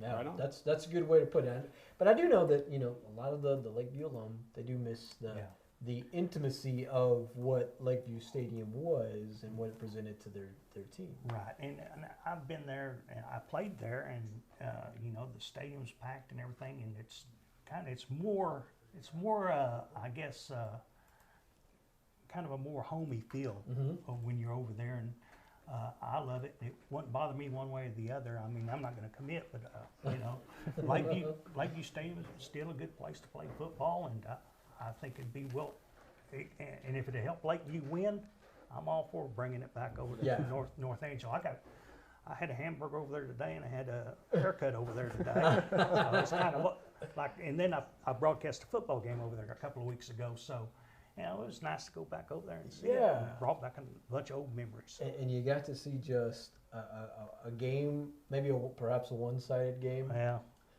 we'll leave it at that. 72-0. Yeah. The Hawks beat TLCA in that one. So we're seeing a lot of these other teams. Trammell, do you have anything? Are you raising your hand? Are you? Yeah, let's go ahead and take into here because I won't be able to run this one back. Okay. We got a red zone alert over here at Abilene High's ball. They got the ball back off a punt. They had to punt their first drive 3-and-out. They forced another 3-and-out from Mojo, had to punt, but now they moved themselves down the field. It's 21-25. They're looking to take the ball right here. They've had two runs that were first run was about 30 yards in. They got one that was about 10. So here's what's going to happen. Fakes the toss and going to be a fullback dive. Going to get about all the way to the maybe 3 yard line. That extra push. Yeah, you look at that's pretty good. Did y'all see that that wide receiver cornerback battle in the top right there? That was nice. We like to see those. Yeah, look at that. That's dirty football right there. Just go get nasty. Let's try to just pound it in for 5 yards. Wow. What interests me is like how far back the fullback and the running back and the tailback were behind the actual quarterback lined up in the eye there. It's certainly, what they're doing is a little bit different there on the north side of Abilene. Here we go. Takes a snap, rolls out right, and he's going to keep it. Finds a guy, dumps it, almost throws an interception, and it's going to be no good, incomplete. It's going to bring up 3rd down. Okay. Trammell, we've seen some crazy things tonight. What do you think happens next in this next sequence? If Abilene High ends up turning this one out, it'll be pretty big because that would shake up the entire district. And I think if Central would win, that might put them in first place. That would. Yes, it would. At this point. What do you think? Fourth down, actually, excuse me. Looks like they're going to be kicking the field goal. Wow, look at her hair. And the field goal is up and it is good. It's not going to give them the lead, but it's going to give them turn their 4-point deficit into a 1. It's going to be 24-25. Mojo still losing.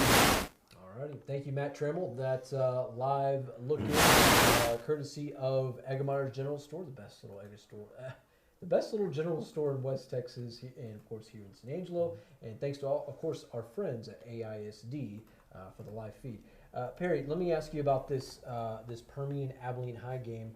Now I imagine, as a sports fan, Texas high school football fan, you saw what happened with Central and Abilene High last week.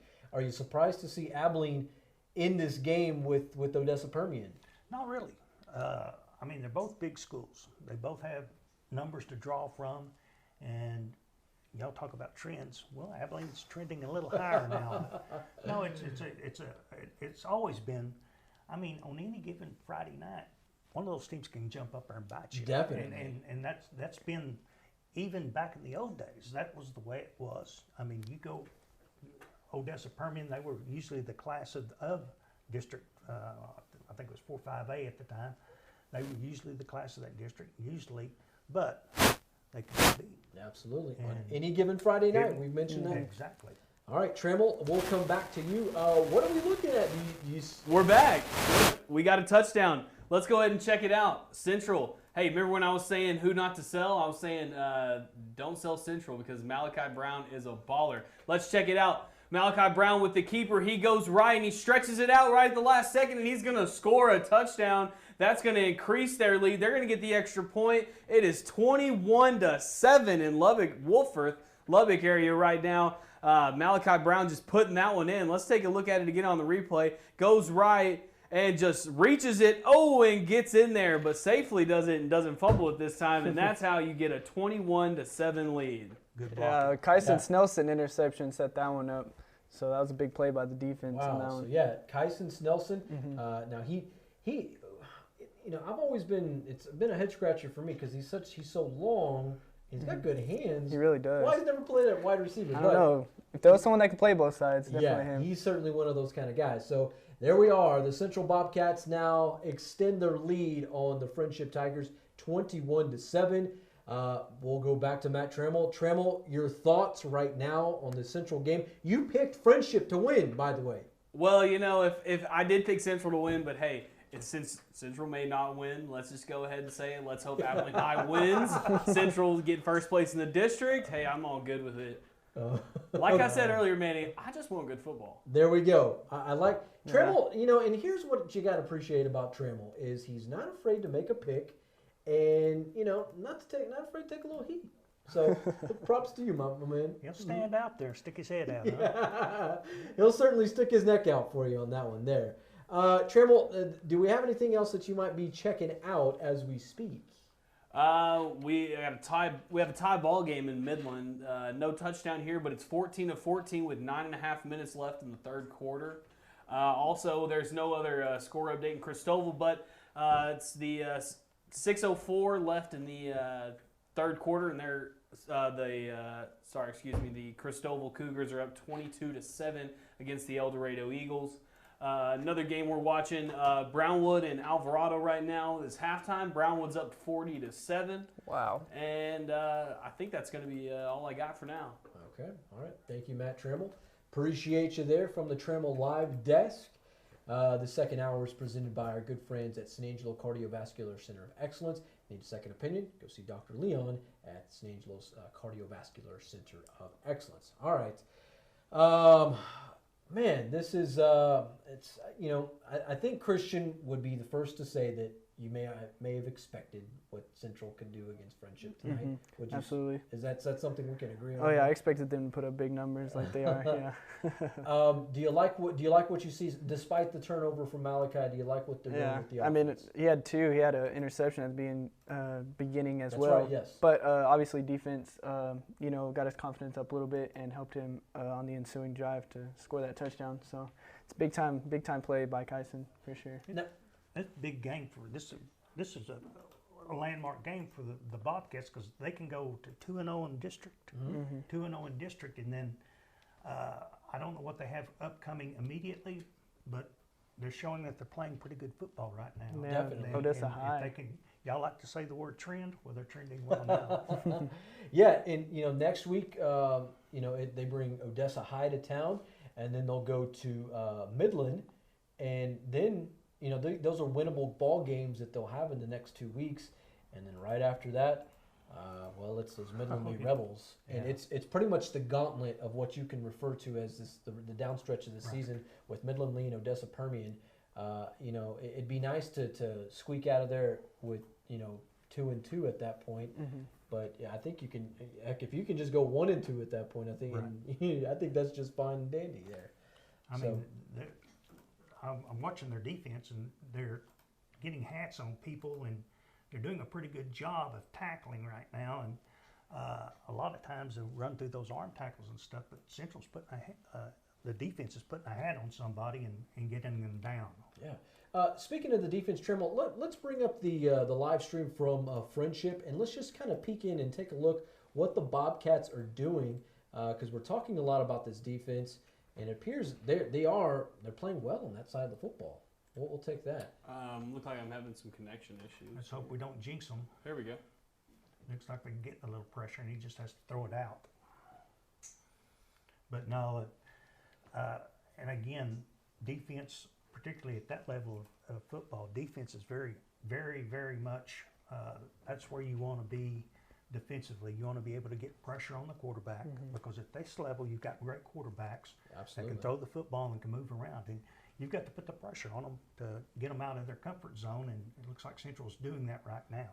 Yeah, absolutely. So they're kind of having their will. We're having some. We'll see what happens as this play. He kind of. I mean, that's exactly what you're talking about, man. They're getting tons of pressure back there, making him very uncomfortable. I mean, throwing the ball out of bounds 2 plays in a row.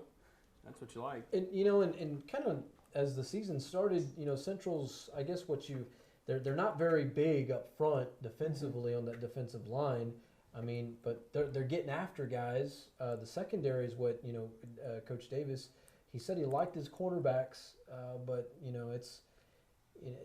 it's tough to matchups are always huge and critical in these type of games like that. Well, let's see who gets off the ball. I mean, the defensive, they're a little undersized. If they have the quickness, then they can make up for that. Dobbins has showed the quickness too. Montavious Dobbins, that's a guy, and we'll probably hear a lot of this season. Number 47 there. So there's a live look in at Wolfforth there on the South Plains in Lubbock. The Central Bobcats leading the Friendship Tigers 21-7. There in the third quarter. We'll come back to this. Come back to here in the studio. Alrighty, this has been it's been an enlightening moment, kind of chatting with you, Perry, because this is kind of a weird week for you, but that's just I guess that's the theme this entire 2020 year with dealing with COVID. The Wallhawks having a bye week because Breckenridge came down with COVID. Man, this.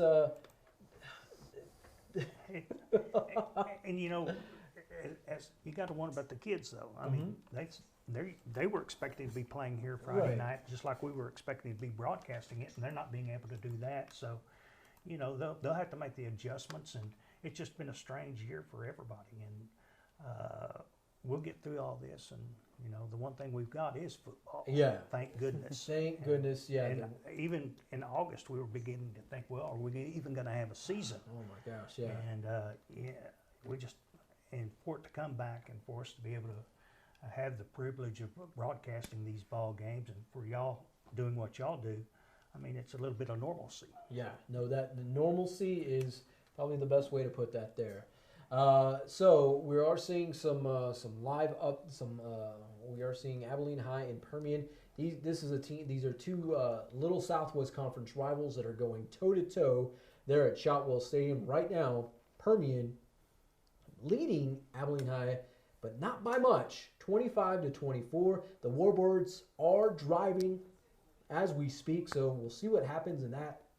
See if they actually cross into Permian side of the field. If they do, we will take that feed there. But right now, Permian leading Abilene High 25-24. How many of these games over the years have you seen just in the Little Southwest Conference that have just been all-out brawls over the years? I mean, I broadcast Central for like between 10, 15 years, and we wasn't in no Metroplex district. It was right there in the Little Southwest Conference, as you put it.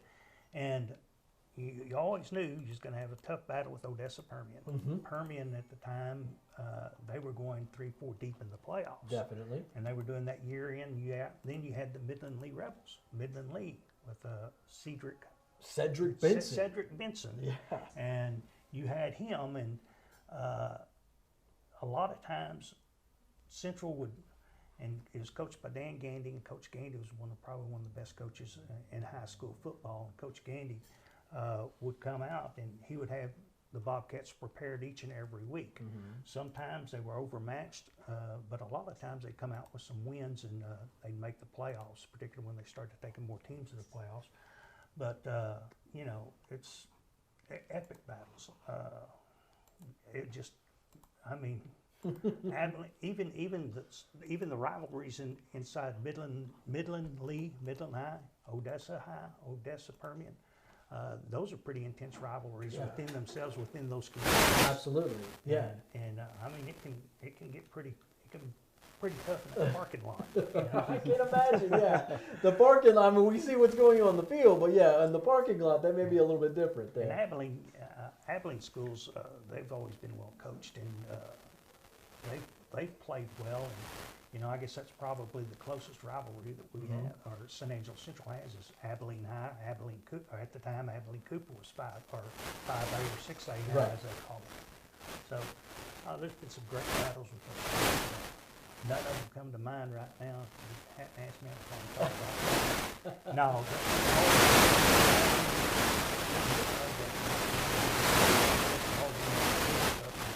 Odessa.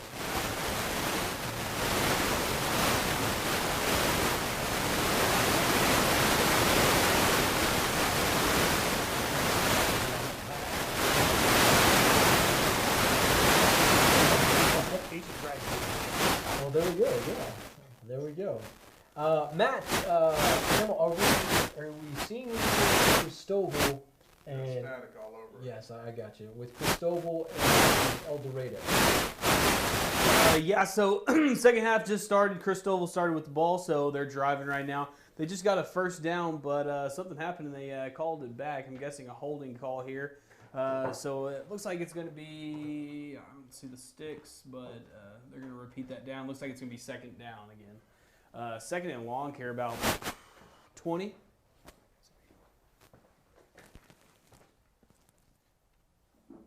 So Cristobal has the ball here. Let's see if they're going to go for it again.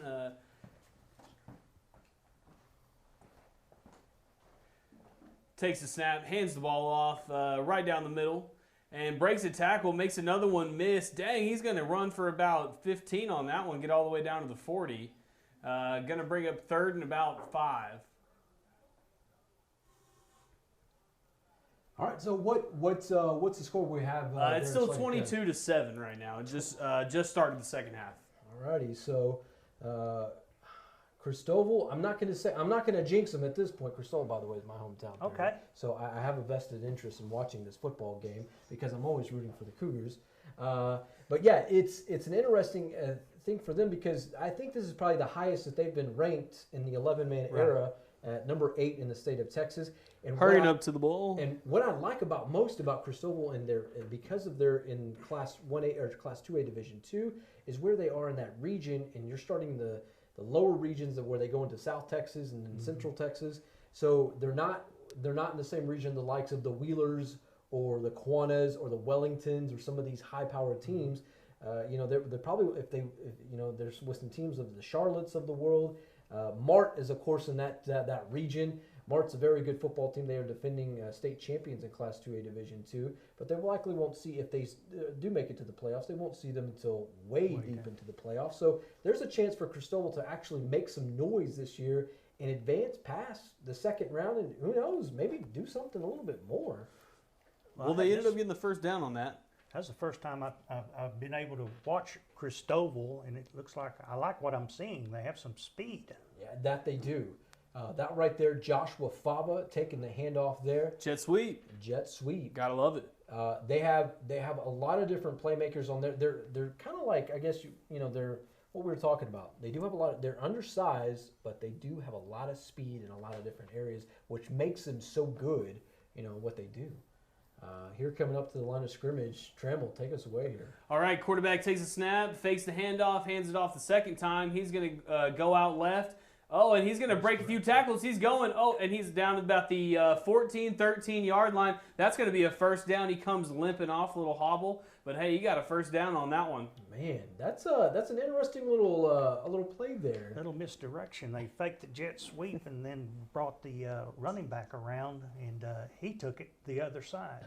Found a seam there, and they had some good blocking downfield. Yeah, make a few miss. We like to see that.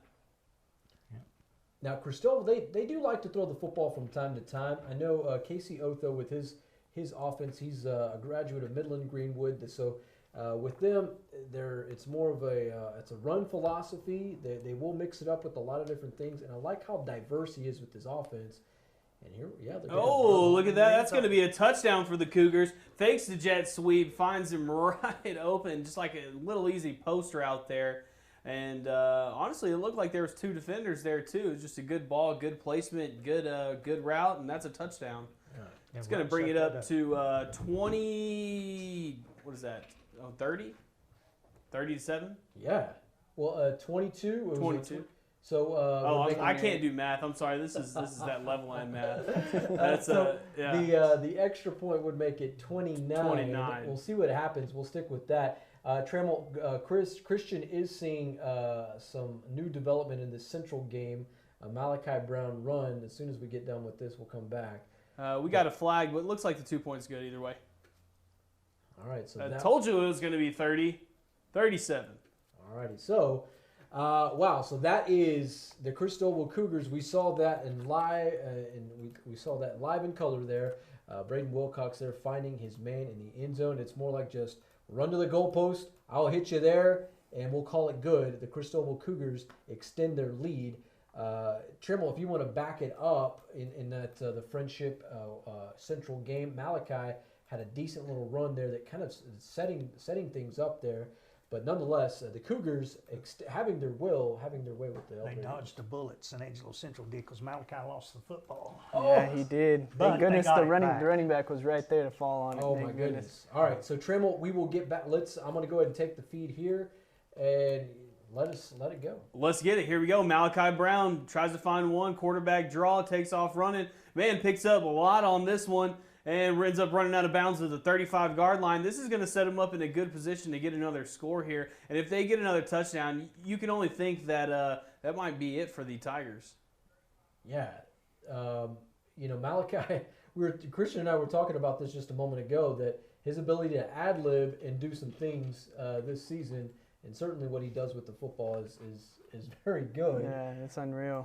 But you said he did have a fumble on the play, and his running back was kind of Johnny on the spot. Yeah, it was a blindside hit. DN, I think, batted the If we ball want to down. go to this third down, it's 3rd and 10 for the Bobcats. It's a crucial. Malachi takes this snap. Looks like a simple screen route here. And he's going to find the seam. Looks like he gets the first down, gets it to about the 24-yard line. Seth Levesque, look at that. Malachi Brown, just a screen route. That's just that's a Bobcat play like over and over and over, man. Mm-hmm. You got to be able, if you want to stop the Bobcats, the one thing you got to do is you got to stop those screens. Good blocking. That's right. Yes, Point of attack. Very much indeed. Christian, that's something we saw with you and Mr. Dabbert a lot last season. The screen, or it was the over the middle pass to Dabbert. The little glance routes. Yeah. Well, Tanner had like two touchdowns just off that in the Haltom game where he scored 4. Right. Just off that screen pass alone, with the Hoggies leading you. I mean, it's hard to stop them full force. So. Now, going across, I imagine it might be a little different when you go across the middle in a Class 2A, 3A game, but I imagine it's a lot different when you're going across the middle in a Class 5A, 6A game because you're playing with some guys that could be playing on Saturdays and potentially Sundays. Usually are. So there's some brutes, to say the least, at the linebacker and safety spot. Yeah, it's tough, man. So it looks like that was the end of the quarter. Okay, so we are into the third quarter. The Bobcats are now heading. They're in Friendship territory. This is going to be the start of the fourth quarter. Yes, looks that way. Trammell. So Central's leading 21-7. They are looking to possibly or potentially extend that lead. Heading in, or as we start the fourth quarter. So a big, because the standings of how the district, I guess the preseason picks, it was Midland Lee to win the district, Permian to follow, and then it was kind of a toss-up between Central and Friendship. And now I think, with Central, if they can beat Friendship, this would mean a lot to that because it gives them substance of what they're about this season. And this is on the road. On the road, yeah. Malachi takes the snap, jet sweep. Oh, looks like it's going to be a pass back to Malachi. And almost intercepted, but almost caught again. Didn't work. A little trickery right there for the Bobcats. Man, what do you think about that one, Christian? A little utilizing Tyler Hill there. Yeah. Hey, if you got 2 quarterbacks, you might use as well. them. Yeah. We saw that against that A&M consolidated game that he actually threw the ball 2 or 3 times that game, and they let him sling it on the last one. So that's something that the Bobcats look like they're going to be using a lot of during the stretch here of the end of the season. And why not? Give him some rest before Malachi leaves. Let him get a little comfortable under those lights. Christian, do you like the fact that they were doing that early on? Ooh, that's a nice little hit The right there. RPO there. I don't disagree with the play call in any way. I don't think it was a bad call. Might as well pull it out if you've been working on it all week.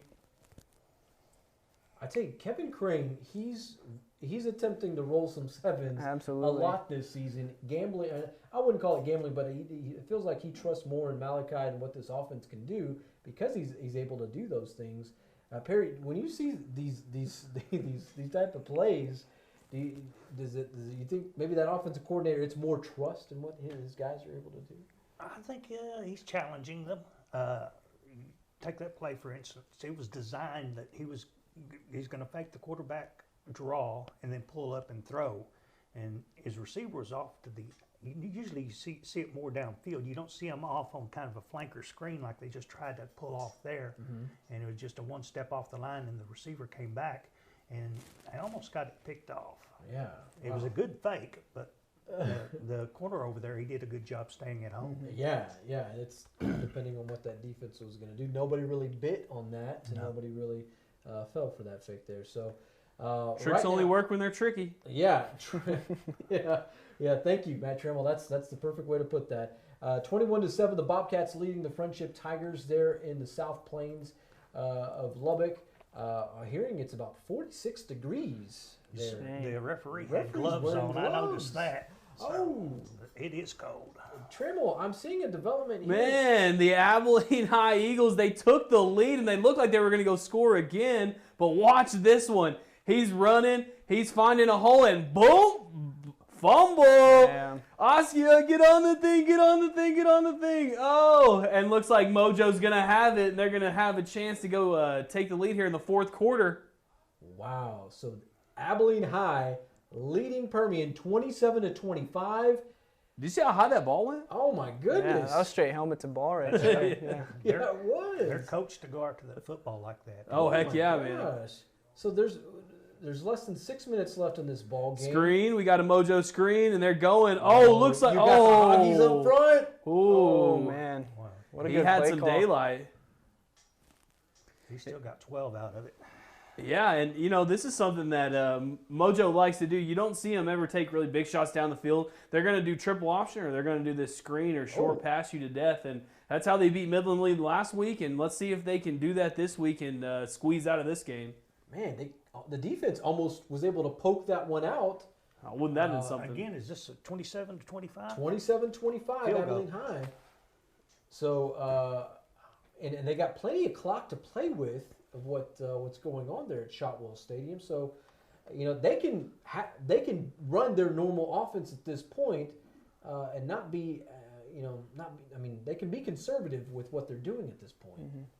Now they're taking the football right at them right now. I mean, you saw 73. I mean, he was up there past the running back, and he was blocking people as the running back was already getting tackled. Like he was blocking the whole entire time, 8 yards, 10 yards down the field, and that's how you really got to run this triple option. You got to block, and you got to block hard. 73 doesn't look like he misses a lot of grocery time. Yeah, that's for sure. He got boarding house arms. yeah. Not wanting to run into that guy. Another fullback dive here gets about 5 or 6 or maybe 7 with the dive forward. It's going to be second and about 5. So actually maybe it's about 5. Now, Perry, this offense looks very familiar to probably what you see on Friday nights with the Wall Hawks. I mean, what they're doing, running the ball up in the middle, they're going to try and break it to the outside here, try to get a seal over here. I would think they would do it on the wide side of the field. They could go to the short side, but that's what they're doing with running those dive plays, is to try to get something to the outside. And there it is, the quarterback keeper right there to the called it. outside. Looks like you're right. And he ends up getting a first down and a little bit more, passes the 50-yard line and down into Abilene High territory. Perry Damas right here, calling it as it is. There you Tony go. Romo. I know. It's like we got our own Tony Romo right here. But that's what you use that dive play for, and it sets up a lot of things. Also sets up your passing game as well. You run that dive a number of times, you start getting those defenders, the secondary starts moving up a little bit. You can drop one over the middle.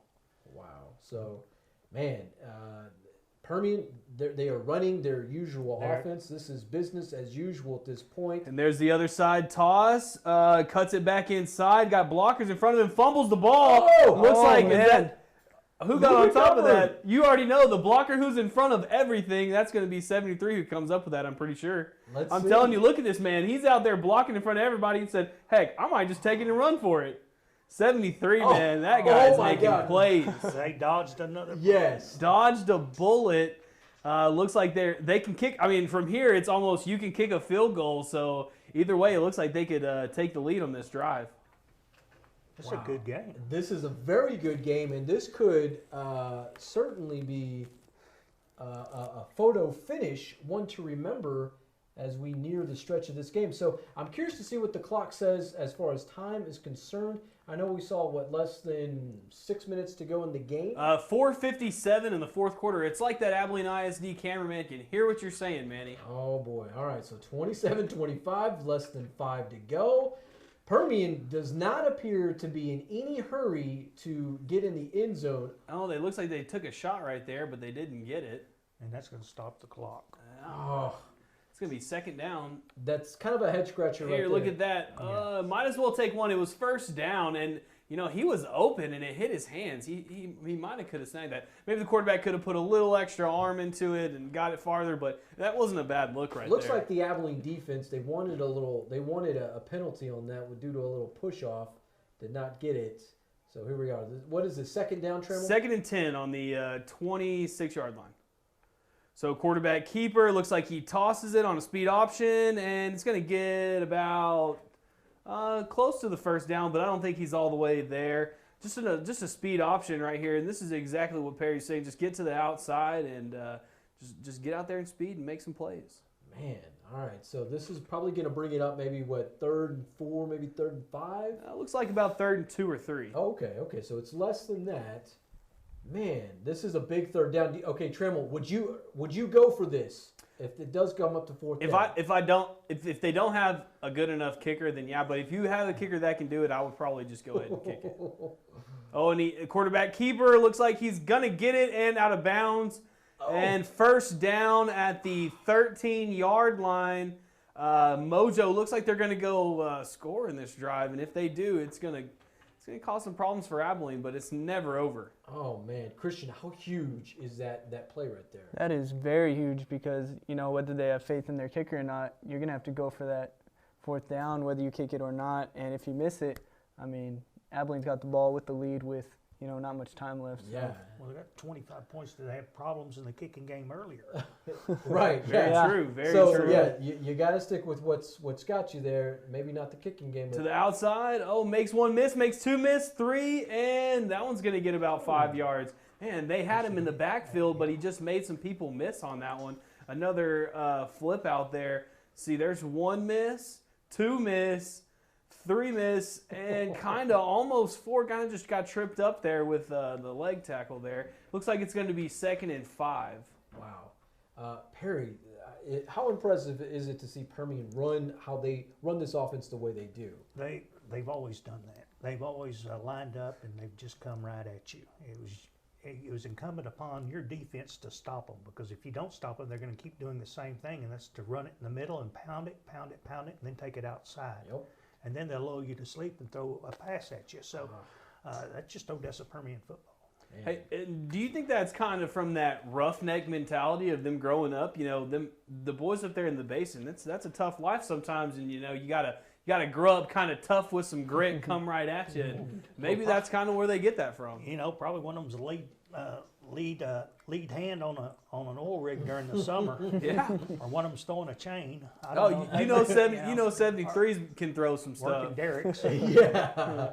No, but it's a rough and tumble town, and they've got the tradition, just like Wall and some of these other schools.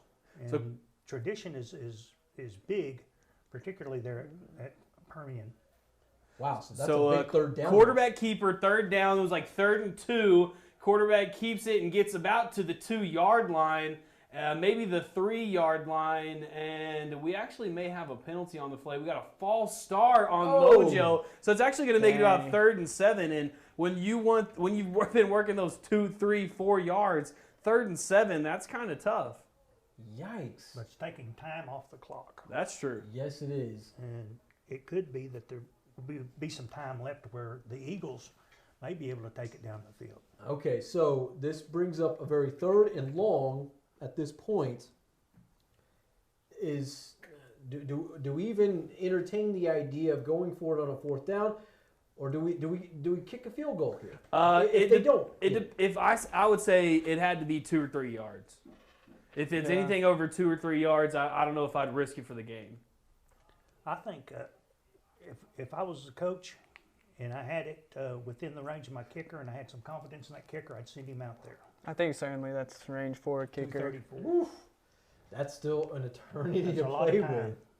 But you got the opportunity to take the lead, and you got a better chance kicking that field goal than maybe trying to get it into the end zone or picking up that 1st down. Definitely. Yeah, and if you go up by a field goal, it's not like in college and NFL where if they can get to the 30-yard line, they can kick it. They're probably still going to have to get all the way back down to the 10 or the 15 or somewhere around there. The length of the field. Yeah, exactly. But this is a great game. Yes, indeed it is. I'm glad I'm here. The Warbirds certainly picked a week to pick things up, and certainly with Mojo in town, They're pumping big the crowd third down up. here. Pumping the crowd up, takes it back another flip, about 2 or 3, got a receiver pass, and oh my gosh, it's intercepted by the Eagles. Oh my goodness. It's intercepted by the Eagles. They're going to keep the ball. They still have the lead late in the 4th quarter. That's an interception in the end zone by number 10. Man, that was a trick play gone wrong. Running back or receiver tried to throw that one and right into, oh man, look at that, a diving interception. Dun-dun-dun, dun-dun-dun. Wow. Play of the night for sure. Man, that wow. Permian always says their goals of the season to win the first game of the season, win the first playoff game of the season, and beat Lee. And then you throw in you got to win the district. So there's 4 things, keys there. Man, that certainly puts a damper on one of those keys to what's going to go on there. Man, huge defensive play by the Black Shirts as they come up with an interception. Perry, do you think this ends the game at this point? It depends on the number of timeouts Permian has. Also, see how these next couple of plays go. They need to make sure they get themselves set up. And you got Permian up there stacked up against the line, and you take it to the outside. So it looks like Abilene may be able to hold on to this. Wow. I have a score update. What do we got, Trammell? So earlier it was halftime and the Lakeview Chiefs were down 56-6. Manny, if I had to ask you right now, what would you think the score would be? Oh my gosh, I don't even want to entertain that idea, Trammell. The score right now is 56-20. The Lakeview Chiefs are coming back. Get out. Wow. I swear. Get out. Hey, the boys from the north, You the love to mullet see it. magic is in effect mullet right magic. now. Well, you can temper that with probably that Andrews is playing a lot of different players. That not normally. Let's not rain on the Northside Parade I'm being now. realistic. All right, the Warbirds kind of sticking to the ground attack. Permian not going quietly into the West Texas night. Uh-oh. Here comes a flag, and it's getting a little chippy right now. Yes, it is. And I believe it's going to be on Permian. And Mojo certainly likes to talk. Central. Big play from there. We have all right. Well, so it looks we will check back into this game right now. Abilene High leading Permian 27-25. Mojo was driving. They were on the doorstep. They threw the ball. They took a shot to the end zone. Abilene High came up with the interception. My goodness.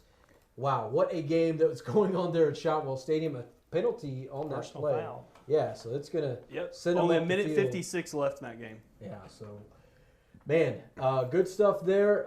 We are now entering our third hour of coverage here on SanAngeloLive.com. And let's see. Christian, you did say that there was a big play from the Central ball game. Was it defensive or offensive play? Well, first of all, we did have another interception, this time by Caden Hammeister, which led to a deep bomb from Malachi to Seth Levesque for his second touchdown. I want to say like 50 yards. So, I mean, that kind of just, wraps things up, I want to say, in there. 28-7 is the score right now. Probably a little time left, so Okay. Central looking to come out 2-0 in the district. So, far. yeah, it looks like if Abilene can hold on for the win tonight, that, well, the Central Bobcats, there they are. Yeah. After starting 0-3, they're leading the district in the Little Southwest Conference. Man, how things can change Yeah, they can. Man. so fast. Is this the play that we were – okay, so we'll take this one and let's check it out. So right here we got Friendship. They're down on their 21-yard line. He fakes it, throws it right here. Seth Levesque, go get you one. I'm going to need a bigger defender on that one. That can't be the best Lubbock's got to offer there. Central's going to take this one a lead up 28-7 with the extra point. Man, just look at this. Go up and get it. Go get it. They're going to keep the lead, and looks like they're going to run the table tonight in Wolford. Wow, that's a beautiful play right there. Our third hour presented by W&W AFCO Steel. Thank you so much for presenting the third hour of coverage here. Christian, talk about that touchdown there. We've talked a lot about Seth Levesque this season so far because he's a high jumper, or no, he's a long jumper. Long jumper. And he came from TLCA, but man, the athleticism of Yeah, that man, play. what a throw and catch on that one. Just throw it where your receiver can get it, and Seth Levesque for sure got it. Really, his second touchdown, so really showing what he can do for this Central offense. All the receivers, from what I've seen, have had a great game. Malachi's been throwing well, so it's great to see. It's great to see. Big time playmaker. I think that's we've been waiting to see. We saw glimpses of it in the game against Colleen Shoemaker. I think tonight, the last few weeks, even last week, it was kind of just Here it is. his coming out. It's coming out party. Here it for sure. is. All right, so hey, we're gonna take a live look into the Just took the knee, the final formation. knee. That's right. The Central Bobcats, if nothing insane, impossible happens, looks like the Central Bobcats are going to be first place in the district right now, as Odessa Permian just lost to Abilene High. Just after Abilene High lost to Central, just after Mojo beat Midland Lee. I mean, dude, this whole district is going crazy. We knew the Little Southwest Conference was going to be wild, but man, who would have thought that Mojo would have lost to Abilene High tonight off of a wide receiver interception? Look at that! Look at that Abilene High sideline. Throwing the hey, let's get it. I mean, they're excited over there. This is a huge win for the Eagles. Man, it's crazy to think, Trammell, if Abilene High would have showed up the way they did tonight last week, we're looking at a completely different ball game against the Bobcats. Are we? Or maybe the Bobcats are the real deal. Oh, What yeah. was the turnovers last week? Well, the defense did force a few on that. They did. So, yeah. And then Malachi Brown was just being Scorched Mal, them. you know? Malachi Brown had 5 touchdowns. Yeah, He scorched them last week. But And, yeah, They had no answer for him. they had no answer for him. And here's the best formation in football, Victory. the victory formation, and the Abilene High Eagles. How about that? Who would have thought that the Warbirds, the kids from the north side of Abilene, come out with the dub tonight, 27-25 over Permian. Look at that. that's going to be big time when seeding comes around. Yes, it will. Permian is safe no more. They must have had an issue with their kicker, perhaps, because that was kind of I question the logic of that play call there towards where he threw it into the end zone. He threw it back across his body somewhat, and that was a dangerous throw to start with. Wow. Yes, that was a very dangerous throw. I imagine, as we look into this live look-in with the Warbirds as they celebrate their victory over Mojo tonight, you got to wonder See you later. about that. Yeah, see you later. Oh, man. You got to wonder about that play call. Christian, what would you have done differently in that instance? I mean, we're going to armchair quarterback this thing. Yeah. Armchair offensive coordinator this thing. What would you have done in that instance? I mean, it was third down, I believe, right? Third in, 7 or whatever. I just don't know with the trickery there. I think you don't pull that out quite yet. Central did it a couple weeks back. I think you just kind of keep it simple, but not the Permian simple, not quite run it, but, do your play action, do your, just plays that your offense really knows and has, throughout their whole high school career has practiced. So, I mean, I think it was just a little too risky at that time and And too much. you keep the football in the hands of your playmaker. Yeah. And had some pretty good success running with the quarterback and with the tailback, and The whole drive. yeah, and they were blocking well. Yeah. I mean, I would have played for the kick, or I'd have played for the first down. I wouldn't have tried a trick play. Gosh. Hand it off to 73, maybe. Huh? Yeah, hand it off to 70. Yeah, Yeah, there's a buffet in the back of the end zone. 73. He's a big boy there. Yeah, that's you gotta wonder. I mean, that is a head scratcher at that point. You know, to think about the Permian had other options of what they could have done. Well, they had an opportunity to win the football game. They were in position. They ate so much clock, and they were playing the best. I mean, if you look at that drive, if you start from the very beginning of that drive and how they played it, it was beautifully. I mean, it was like they were orchestrating. You know, they were conducting just a phenomenal orchestra there, and then they get to the goal line, and it just They had it set up perfectly. All right, Oh, so to a post pattern there, coming back towards the middle of the field. is that an off? Is that little They defense? did. Oh, okay. Hey, Trammell, we are seeing something with Central and Friendship developing. We just saw perhaps a touchdown catch. We will get to that here in just a bit.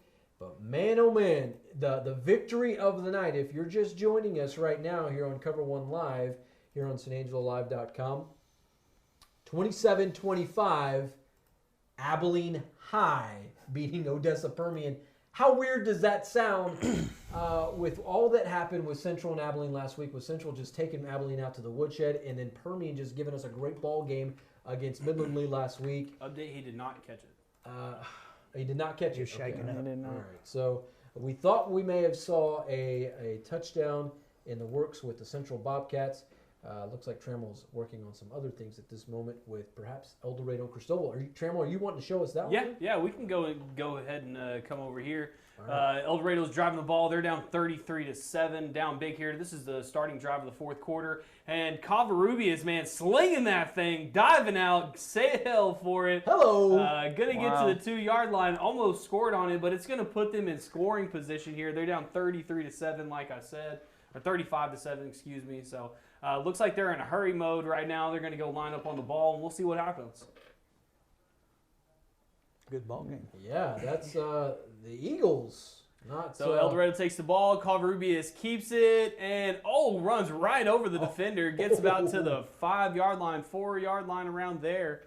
Hey, look, this is a grass field. It's like one of the only grass fields left in Texas, it seems. Man, and you got to love it. If you like just dirty grime, like let's go, like hit them in the mouth football, you got to love just dirt, mud, grass field, man. I love it. The real football. So here we go. They line up, running backs on both sides. Covarrubias takes the snap, fakes the handoff to one, gives it to him, and looks like he's going to score. That's a touchdown for the Eagles. Going to make it a little bit closer, but Cristobal is still running away with this one. This will make it 35-13 with the extra point in play still. So it's a 2-possession ball game there at Mitchell Stadium in Suffolk County. You know, I'm not gonna. There's still. I'm not sure how much time is left in this ball game. That was the first drive of the fourth quarter. First drive of the fourth quarter. Certainly, if El Dorado has a few more plays like that left in the tank, Christian, don't you think that this game is far from over? Far from over, to say the least. Yeah. I mean, that was a hell of a 10:40 catch. left, 36-14. Oh yeah, I'm not counting out a John Long El Dorado Eagle team. Certainly, the way they run the spread offense, he's a disciple of Brent Davis. In the spread that they ran here, that he was a part of here at Central years ago. Perry, what are your thoughts on this game? Certainly with El Dorado and how they were able to get on the scoreboard there. With a possibility, it depends on what kind of offense you've got. You have an offense that can come back and put up 3 scores in the fourth quarter, and number one, you've got to be able to hold Cristobal to 3 and out, and also you've got to manage the clock well. To me, that's a lot to overcome at this point. Yeah, that's a very good point right there. And Cristobal, they're so diverse in their offense and what they can do. They have the ability to chew up clock with running the football, and then they can just they'll send Braden Wilcox out in the flat, or they'll have him just kind of scramble, and then he'll find some guy downfield. That's just what he does and what he's really about with that. Trammell, let's see. How about a scoreboard update? We're about to have a touchdown right here for Central. Central just scored a touchdown. You want to? We can take this one. Yeah, we can look at All it. right. Let's check in. Back I with believe the it's this one. If Bobcats. it's not this one, it'll be the next one. Malachi Brown. He's going to check the defense right here. He's going to see what the coach wants him to do here. He's got double receivers on both sides. Running back just switched to the left side. This is the first week we're seeing him. Malachi Brown takes a snap, looks back, throws it, gets a blocker in front of him, and he's going to go. Oh, he's going to go score, make him miss. Get skinny on that one. Looks like the guy was hoping he was going to go out of bounds. Jalen Leifesty? Yeah. It is Jalen, yep. That's going to take it 35-7. Man, right here, this corner set up. If I just stand right here, I bet he runs out of bounds. No, sir, that's not right. It's going to be 35-7. Central's running away with this one against the Tigers. Man, okay. So I think it's safe to say that the Bobcats will get the win tonight. They will advance to 2-0 in district play, which is the season that really matters the most. You know, throw out what happened, 0-3 start. Hey, let's focus in on what's going on here in the Little Southwest Conference. And if this stands up, this holds up the rest of the way, we're looking at the Bobcats atop of the district standings. Man alive, this is... And this is one of those games where you build off of it. You get the momentum. You're 2-0 in district. You're thinking to yourself, you're world beaters, and you go into these ball games thinking that you don't fear nobody. And Central's looking pretty good right now. Yeah, they are. That they are. Well, Perry, we still have probably about another hour to go. You still want to hang out with us a little bit longer? Whatever y'all want to do. Well, we still got. We'll check out some scores here. Before we do that, we also have a segment. This is the best of the Thursday night lights, and this is kind of fun that we have a little fun with because right now the Friday night lights are all about what the guys do on the varsity level, but we can't forget about the middle school kids. We can't forget about the JV kids, and this is a lot of fun because these guys, they're the future of Texas high school football. And it's always fun to see. We'll kind of get that one going here in just a little bit. Before that, Trammell, let's go ahead and take away and let's get to some scores. All right.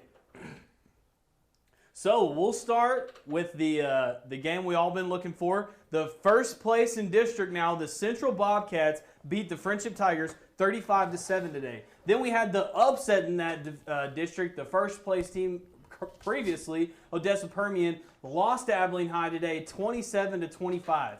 Pilot Point up against Ponder 18-13. That was a close one in the fourth quarter. Sterling City, Westbrook. Sterling City's #1 in the district, and they beat #1 in the state now because they beat Westbrook 38-28. Clyde up big against Early in the third quarter, 30-14. Crane and Alpine are tied in the fourth quarter. Man, that one may go into overtime. Hermalays up 62-14 against Rotan. Jim Ned up huge, 75 against TLCA. San Sab up big, 47-0 against De Leon. Ingram Moore, Ballingers ran that one 47-6. That's final. Winners Gulfway 28-13 winners. Granger 18, Burton 12. Brownfield lost to Denver City today. That's a win for the Mustangs 33-13. Junction lost to Rock Springs 16-0. Well, that's not one final yet, but that's in the third quarter. Cristoval up big right now, 36-14 after an El Dorado touchdown just now. Comanche Millsap, that one's final. Comanche 26, Millsap 15. Miles up big against Menard in the third quarter, 50-12. That's a big one for the Miles Bulldogs.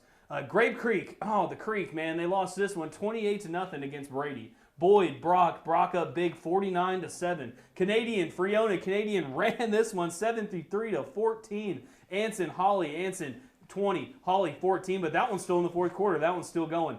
Fort Stockton beat Big Spring tonight 28-7. That means Big Spring and Lakeview next week will be for the who's going to be last place in the district. Water Valley Eden, Water Valley won big 56-6. Harper Ozona, man, Ozona's rolling teams. This one they're up again big 48-8 in the third quarter. Abilene Cooper got a win tonight 69-7 against Granbury. Weatherford and Haltom won that one 31-10. That was in the fourth quarter. They look like they're going to seal that one up. Coahoma, Reagan County, Coahoma 54, Reagan County 0. Aspermont lost big tonight against Roby, 61-28. Odessa, Midland, that's a basin battle right there, 17-14. We may be able to sneak into that live look later. Haskell, Forsan big in the third quarter, 42-8. Jacksboro at Eastland. Eastland won that one, 55-14. Galena Park, North Shore, 55. Beaumont, Westbrook, 14. That's Galena Park, North Shore still rolling the state. Stanford, Colorado City, that one was canceled. Dublin, Merkel,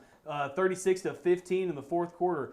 Mason, Brackenville, that got rescheduled. Raw and Breckenridge had to cancel due to Breckenridge COVID. El Paso, Riverside, Mountain View. Riverside won that one 21-3 or 21-0. It's in the third quarter still. Lakeview, Andrews, Lakeview's down big, 56-20, but they were 56-6 at halftime, so they look like they're getting on the board. Snook 50, Bartlett 6 in the fourth quarter. Lubbock Cooper won against Canyon Randall 17-7 tonight. Dumas Hereford, Dumas blew out Hereford 48-10. Baird May, that one's final 66-16. May took that one. Midlothian Heritage, Waco, La Vega, they're tied in the third quarter, 21-all. Brownwood up big at halftime against Alvarado. I think that one's even worse now. 40-7 was the last look we had. Santa Ana, Lingleville, yes. Lingleville, sorry about that. 62-44, that's at halftime. Sonora lost to Bangs tonight, 48-14. Paint Rock, very best.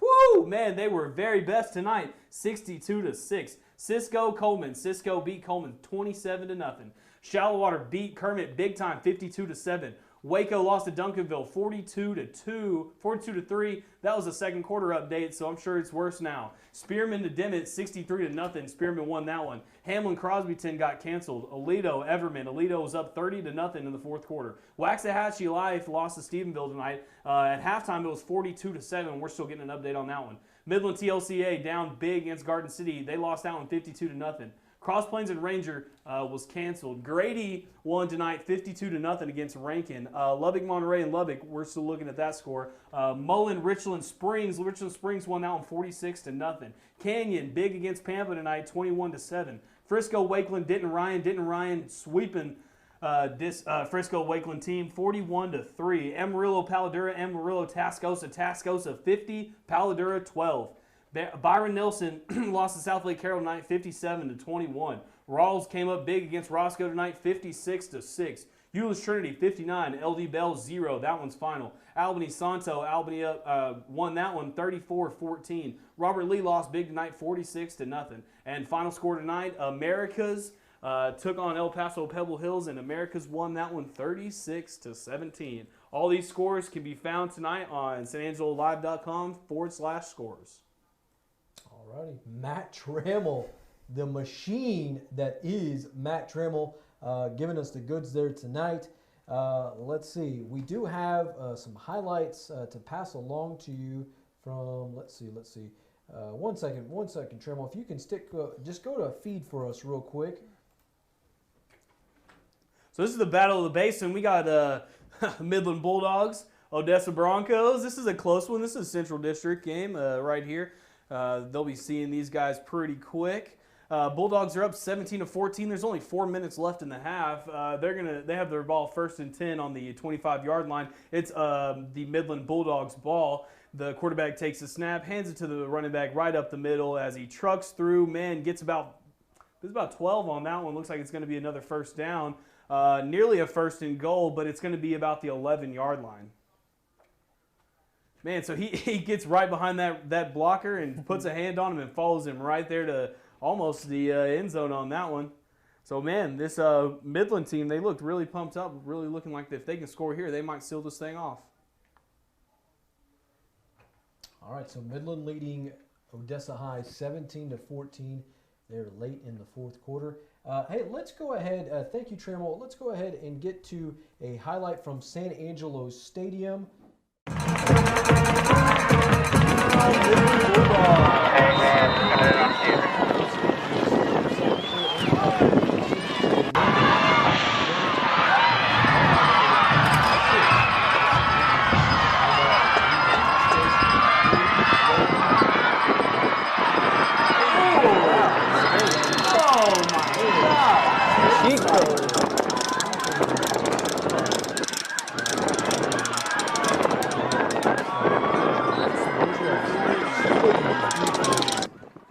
that's can't be too much fun in there. But here we go. A little pad in that one, and Albert Rodriguez, he's looking for a guy. They're just looking for just anything that they can do at this point.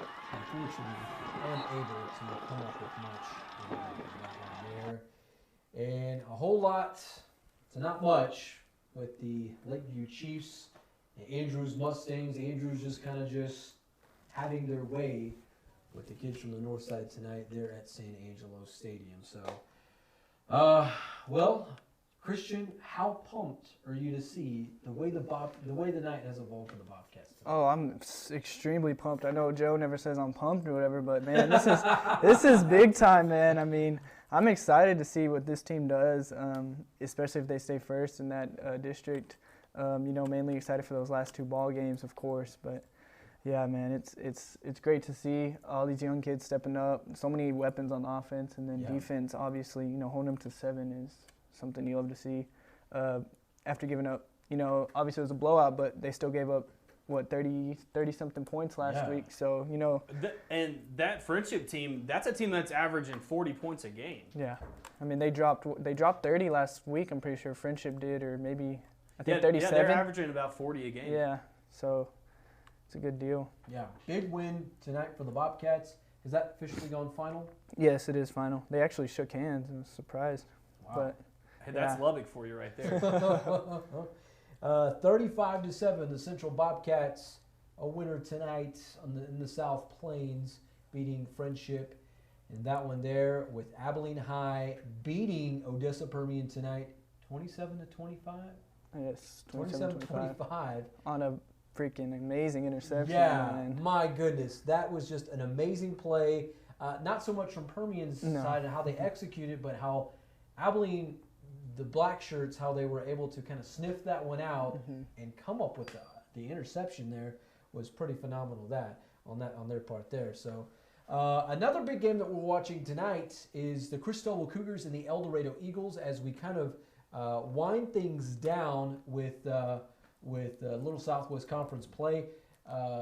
We'll kind of head into those games. Trammell, we saw that there was Odessa High and Midland High. It's still kind of in action.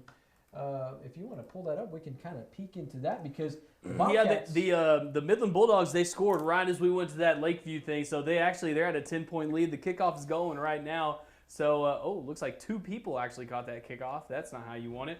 But ends up breaking away from it. They might take this one. Oh, he's going. And he breaks that tackle. Oh my goodness. He's down to about the 20-yard line on the kickoff right there. Man, look at this. They both catch it, and then they argue about it, and then they say, fine, I'll take it. And he goes and gets it all the way down past midfield. Looks like they're about to score. Looks like it was just the kicker, and then he gets smoked from behind. But, man, that's going to take it all the way down to about the 20-yard line, 25-yard line. Don't count out those Bronchos, man. Yeah, there is a flag on the play, so we'll see what happens. Most of the time it's a block in the back or something, but we'll see what happens. A little laundry on the field. Be interesting to see what that is. And water bottles at the game. That's at first, too. Yeah. So they're talking about it right now. When you hit these kickoffs and you see these flags, you always think blocking in the back or maybe a low block from the kickers. A chop, yeah. Yeah, I mean, you can never know. But looks like White Hat's figured it out, and we'll see what's going on. He's pointing towards the return team. Let's see what he says. Block in the back. It's going to be declined. Another one, what is that? Personal foul. Yeah. So personal foul, it's going to set him back a little bit. Is that going to be, I guess that's going to be affected after the kickoff? Or spot of the foul? That would probably be a spot of the foul. Oh, man, that's a big return. Was the foul because they argued with each other? Only jokes, kids. The Broncos, man, they've been fighting all game. This has been a close one. This is very important because not everybody makes the playoffs in this district. So you know, you don't want to be these teams that lose these games, especially when you're these teams right here who aren't as maybe promised these games as some of these other, like Midland Lee and Permian. Well, I guess you can't say Permian after tonight, but this Midland High and Odessa High, this is a very important game to win out of this, because this game might be that last seed in the playoffs. Well, you still have Friendship that'll contend for something with Midland High and perhaps Odessa High. So I think that one, it's going to be up for grabs. Oh, and he does not catch that one. So that's tough. They had to actually start on behind their 20 instead of in the red zone. Man, that's pretty tough. There's only 3 minutes left, so you're going to have to score quick. But we'll see what happens. Yeah, you got to wonder. I mean, you got to play hurry up at this point. What would you say that you would have to do right here, Christian? Yeah, I'd definitely say play hurry up. That's a tough penalty on that kickoff, man. So definitely got to play hurry up and get your receivers going, get some catches and. Got doubles. He's going to throw it. Looks like he's looking for the deep ball. Gets hit from behind. Oh, and ref almost had an interception. Ref himself. The ref himself. Oski. The Zebra man. All right, so the way it looks, the top of the standings or at least right now, if play was to end here in the Little Southwest Conference, you would have San Angelo Central, you would have, Odessa Permian, you would have Abilene, and then you're probably having Midland Lee and Friendship contend for one of those spots. These guys, not saying that Odessa High or Midland High can't really do much down the stretch. It's going to take them a lot, and perhaps getting some help from others. Here's the bomb, and almost intercepted. Oh, you got to pick that one off. Yeah, that was a game. That's an ender right there, nailing a coffin. Yeah. So with Central and Permian kind of leading the way right now in the district. Well, I'm sorry, with you got Central, Abilene, Permian. Yeah, it completely goes. Abilene's not, Abilene wasn't picked to make the playoffs, I don't think. Yeah. So, Friendship, Abilene, it's going to be there's going to be a lot of teams where we will have Lee, Abilene, Friendship, Central, and Permian. That's 5 teams right there in a 7-team district. We'll make the playoffs. Right now, when you're looking at it, it's like completely going against, what all the projections were. Completely going against the projections. It's crazy because you got Midland Lee in 4th right now, and they were supposed to lead the way, ranked, and just maybe even clean the slate in the district season. So it will make this Central Midland Lee game coming up in the next 3 weeks, 3 or so weeks in Midland. That's going to make it very interesting, because if the Rebels can pull off, a dub in that one, well, they're right back in it for to win, to at least have a share in the district. If Abilene, what Abilene did tonight, it's almost like it's a flip, unless somebody's just truly on that night. All right, so. We are going to come back here. Trammell, thank you so much for that live look in there. It's going to take almost, you would think it's going to take something much more than what the Odessa Broncos are capable of tonight there. As Trammell gets us ready, Trammell, what are you looking at right now? We're just going live from the Cristobal El Dorado game. That's pretty much the last live feed we have, so just rolling it now. What's the score there from Sliker County? I'm not sure. The last score that we have was 35-14, 36-14. Okay. I do have a final from San Angelo Stadium. What you got? So at halftime, I had the score wrong earlier. It was 54-6. Then we checked back in, and it was 54 to, what was it? 20? I think it was 20. Either way, the final score of the game, Andrews 57, so they kicked a field goal. Lakeview 27, okay. So they were able to score 21 points in the second half. Okay, well. Manny, you gave them those points. I showed them a little bit of love. And that's what it was. Yeah. Oh, I think we're about ready to take this El Dorado Cristobal feed here. Run that one back, Trammell. There was a play here where El Dorado, these guys are not going quietly into the West Texas night. We'll let this one these boys, they know each other. They play each other every year for this district championship. There's no love lost between these guys. These guys are going to fight it out to the last second. So even though Eldo's down big here, they're still playing. They're still playing hard. And Covarrubias right here is looking to make a play. So they're getting the call in. Ref saying put some more time on the clock for these folks. All right.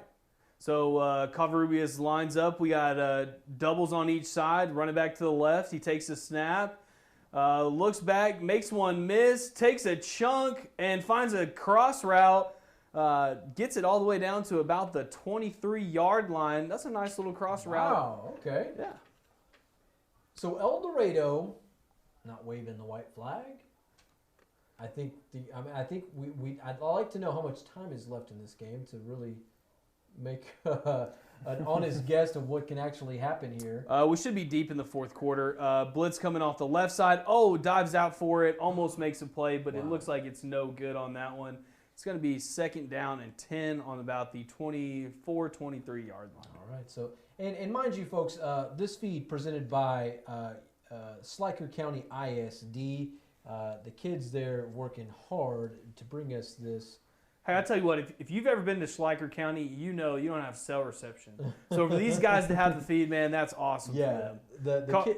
Go ahead. Covarrubias takes a snap, finds a deep ball. Oh, and it's just barely off on that one. Sorry, go ahead, Manny. All right. So actually, and I'm going to give some props tonight to the kids who are actually running camera and actually producing this live broadcast tonight. Levi Sullivan and Tanner Capps. These guys doing phenomenal work from Schleicher County, from Larry Mitchell Stadium tonight there in El Dorado, bringing us this one here. Great job tonight, fellas. As this is turning in, perhaps I think if El Dorado, gets a score, I mean, who knows? Could be looking at a completely different ball game. Couple onside. We'll see what Corbin is going. He still takes the throw, and no good. But dang, he took a hit on that one. Did. Oh, he looks like he's down right there. Looks like they're gonna help him up. Got a little limp going, but nice. Man, Corbin looks took like a shot. 4 minutes and 51 seconds left. The score is 43-14. Man, 43. Okay, so, well. I thought it was still 35. All right, Manny, what kind of Topo Chico do you want? Well, I think I'll dabble with a little bit of the grapefruit. The grapefruit? The grapefruit. Mixing it up. Yeah. I tell you, probably one of the best places that can mix a Topo Chico here in San Angelo is Cielo, over there by the mall, across the street from the mall.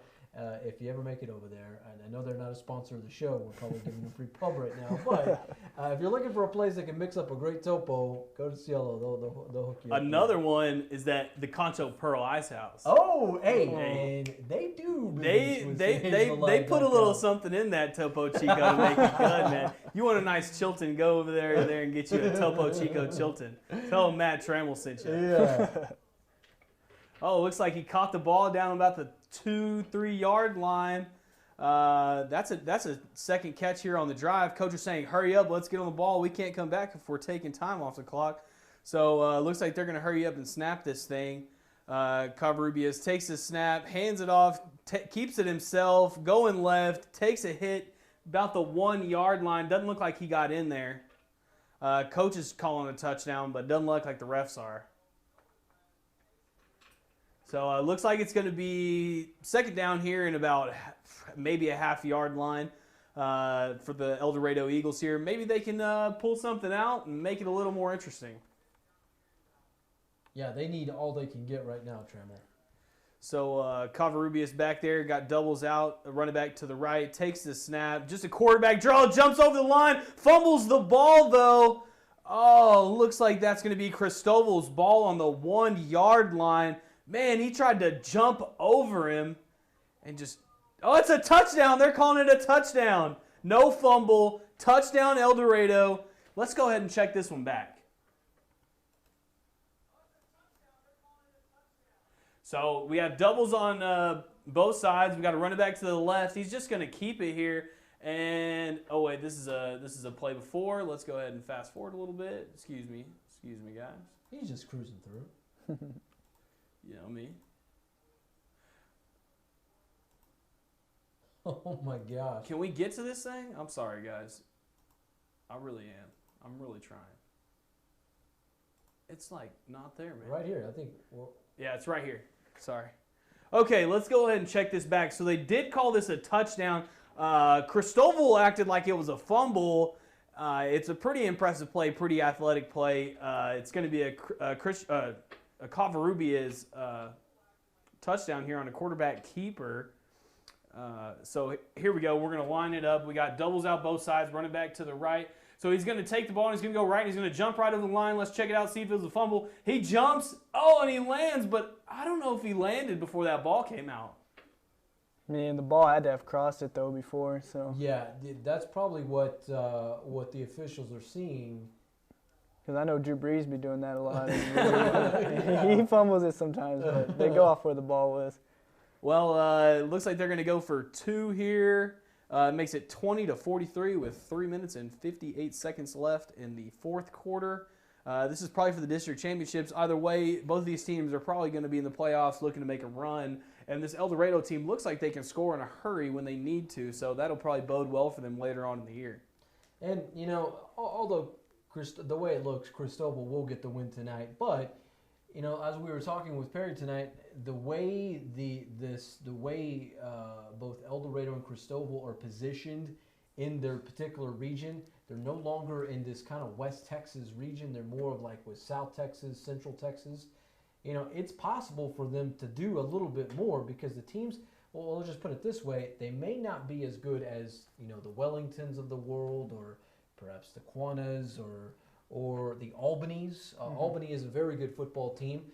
So it's going to be very much, it's in their wheelhouse to do something and to make it much more than just, a one-round playoff run or a 2-round playoff run. I mean, we're looking at potentially doing much more than 2 rounds, perhaps 3, 4 rounds, until you run into a team that the likes of Mart, the defending Class 2A. So we got high hopes for them Cougs. Oh, no doubt. And I tell you, this is it always comes down to it each and every year, and just like every single football team is, can they stay healthy? And if Cristobal can stay healthy the rest of the way, man, I tell you, that's going to be a fun bunch to watch when they get to deep in the postseason. So, cross my fingers. Yep. Prayers to the big man upstairs. They got to stay healthy. Got to stay healthy. Hey, let's take a look at, how about some of the best of the Thursday Night Lights? This is always a fun segment presented by Eggemeyer's General Store. And, it's not all about the guys on the Friday Night Lights because, well, they got to start somewhere, and they started playing it. You did. Absolutely, you have to. You got Trammell and I went back from yesteryear.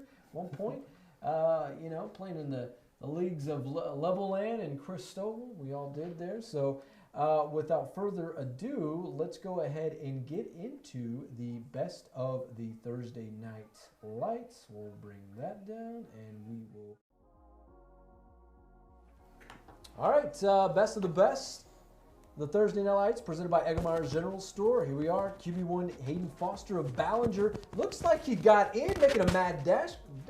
Just a little shy of the goal line. Then, hey, how about this? QB1 pass to the end zone.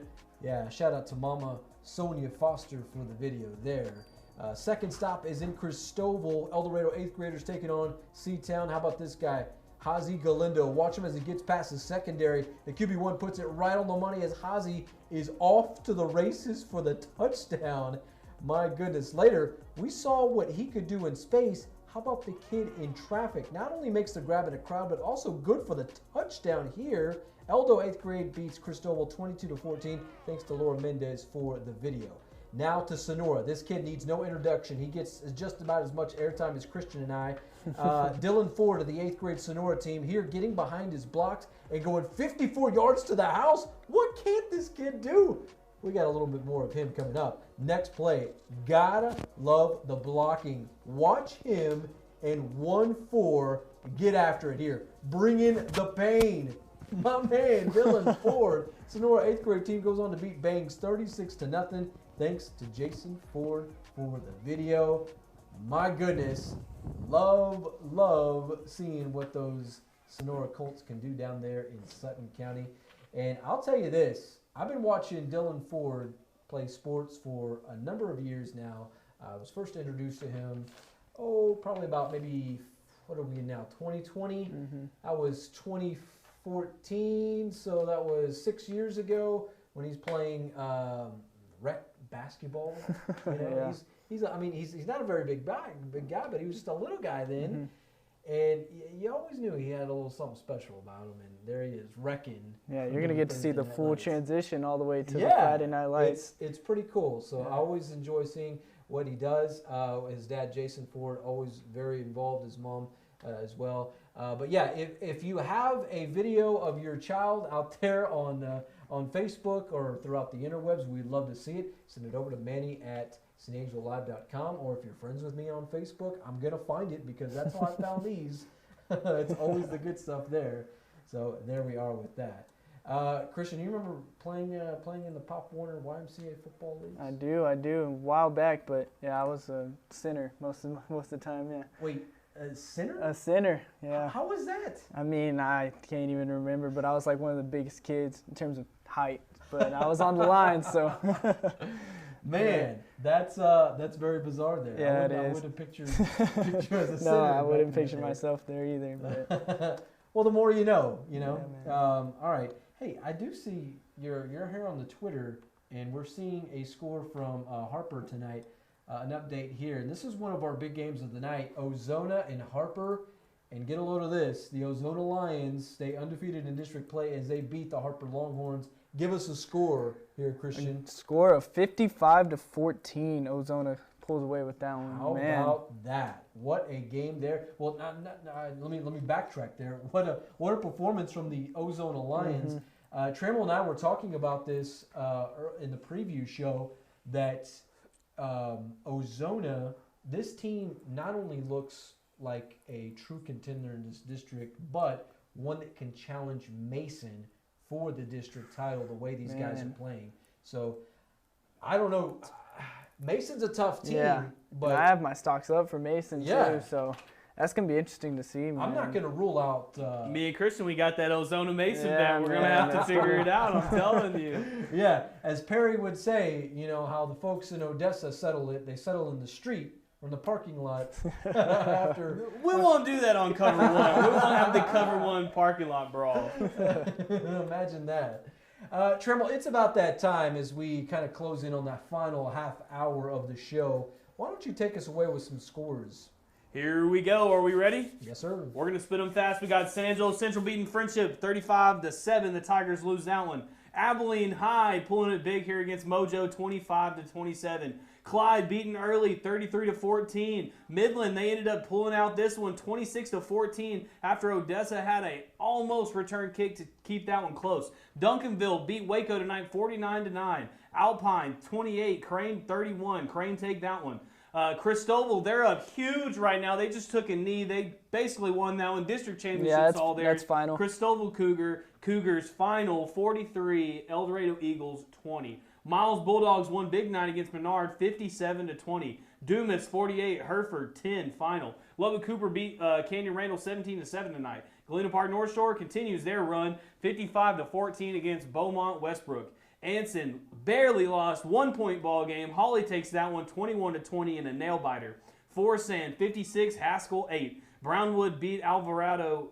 Alvarado or Alvarado? Alvarado. Alvarado 47-14. That one's done there. Crockett County, Ozona 55, Harper 20. Man, that was a good one out there for Ozona. Jim Ned, that was a walkthrough tonight against the boys from San Angelo TLCA, 75-0. Lakeview, they lost tonight, 57-27. Northside lost tonight, but don't worry, they're going to have a chance to keep that third seed next week against Big Spring.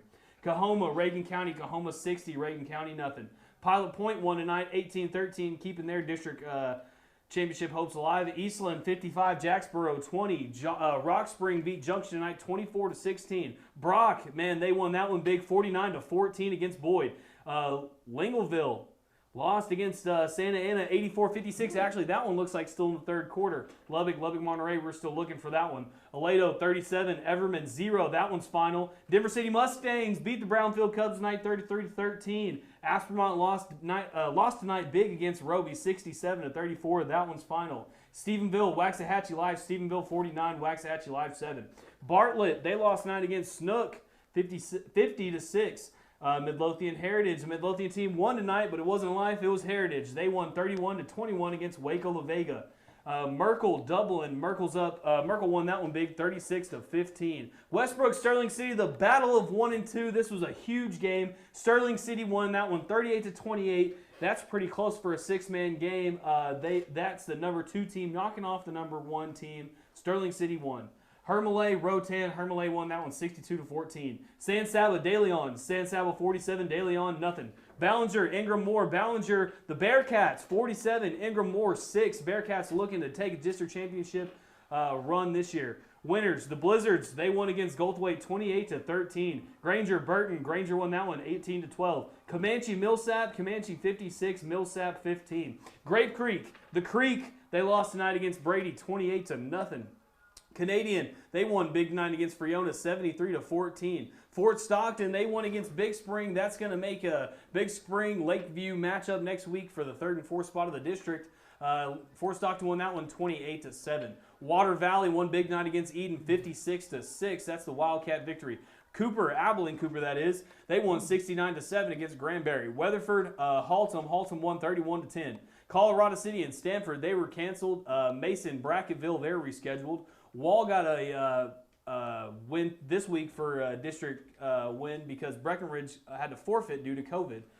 El Paso Riverside beat Mountain View tonight 21-0. May and Baird, got that one big time 66-16. Sonora, they lost again tonight. Bangs took that one 48-14. Paint Rock lost against Very Best. The Very Best Falcons, they won that one 62-6. Cisco won big against Coleman 27-0. Shallowater Kermit, the Mustangs 52, Kermit 7. Spearman Dimmitt, Spearman won that one 63-0. Garden City won big against Midland TLCA tonight, 52-0.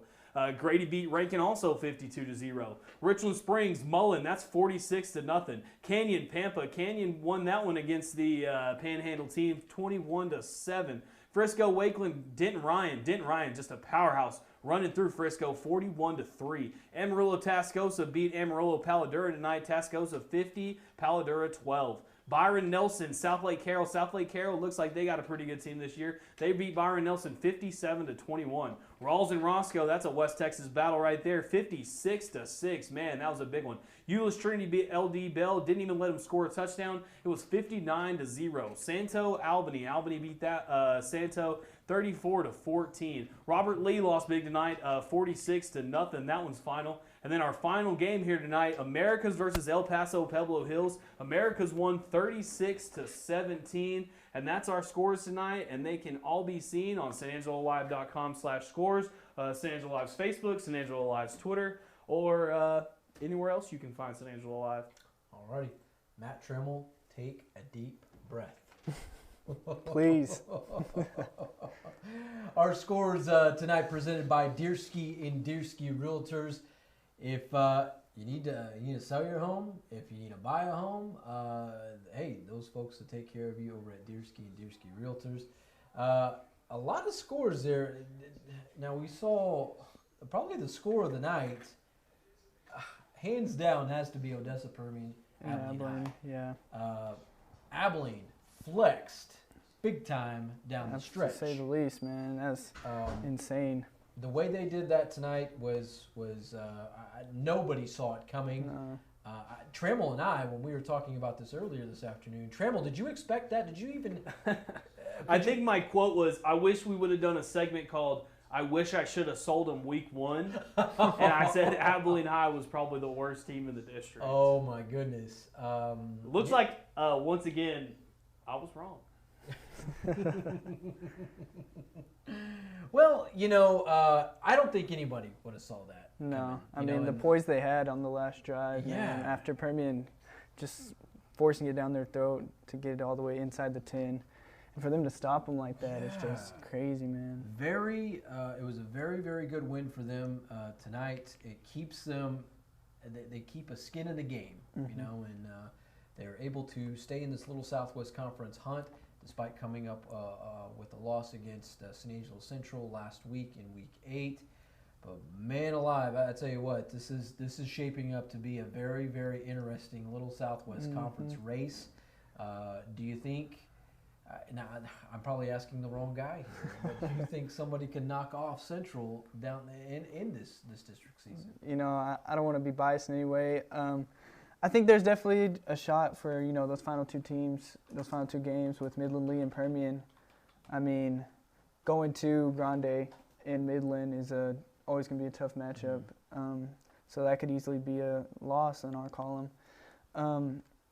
The Permian game, I have faith in Central, you know, them coming here, and it's always just, you know, heated rivalry, play the best football you can. Right. But, you know, either one of those teams have the opportunity to, you know, spoil, you know, Central's hopefully clean sheet for the rest of the year. Most definitely, yeah. It will be interesting to watch.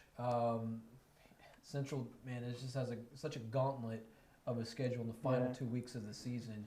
You know, when you go up against Midland Lee and Odessa Permian to end the season, and both teams, I mean, everyone, if you the way it's shaping up to be, everyone has something to play for.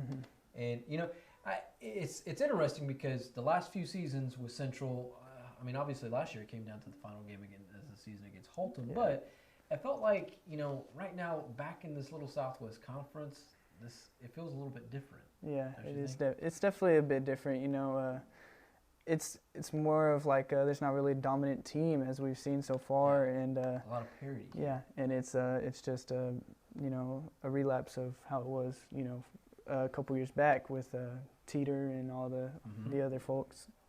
You know, it's just, and I don't believe Central's as dominant as they were obviously back then. So, and Permian and Midland always dishing out, you know, fine athletes. So, I mean, but at the end of the day, it's really just, you know, the size of the fight in the dog. So. Yeah, and I think we are poised to see something come from the Bobcats. I think, you know, the way they played tonight, the way they played last week, and certainly what happened to them in the first 3 weeks of the season, they got knocked around. I mean, Central got punched in the mouth. Yeah, they did. The first 3 weeks of the season. I think now they're dealing it out now, and they will deal it out for the next few weeks. We shall see what happens when they do go to the Tall City, when they face off against the Lee Rebels, and most definitely against the Permian Panthers. You know, I think if they come away with the dubs in those, I mean, why not? Why not put them in the third round of the playoffs? Yeah, man. You know? I mean, you never know. That'd be great to see. It's very well possible to go into that. Hey, before we kind of get into as we kind of near the stretch of the show, we do have some of our sponsors to kind of get to here, and we'll just take a quick commercial break, and then we will talk about our final thoughts of the night and what we're feeling about some of these games that we saw. But before that, let's have a word from our sponsor. We're the general store with the story to tell. From the local jellies and jams made right here in West Texas, to the gifts and collectibles for everyone, along with our handcrafted Polish pottery to accent your dinner table. So let your memories begin at Eggemeyer's General Store, located in downtown San Angelo.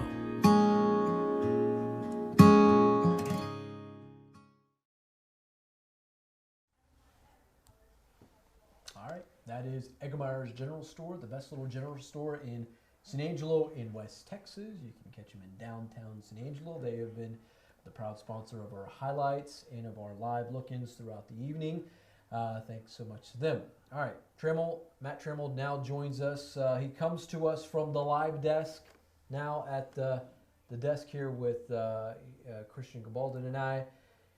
Trammell, well, we played a little game of what we thought who we were going to pick tonight. Right. Let's talk about. Let's look through the picks. Let's go ahead and we'll just eat it. Let's just look through the picks. Yeah, let's do that. So we'll start with San Angelo Central and the Friendship Tigers. You picked Friendship to win this game, 42-34. Yeah. I said Central will beat Friendship 47-29. What'd you say, Christian? I said 42-30 Central. So. We're all wrong. That's all that matters. Okay.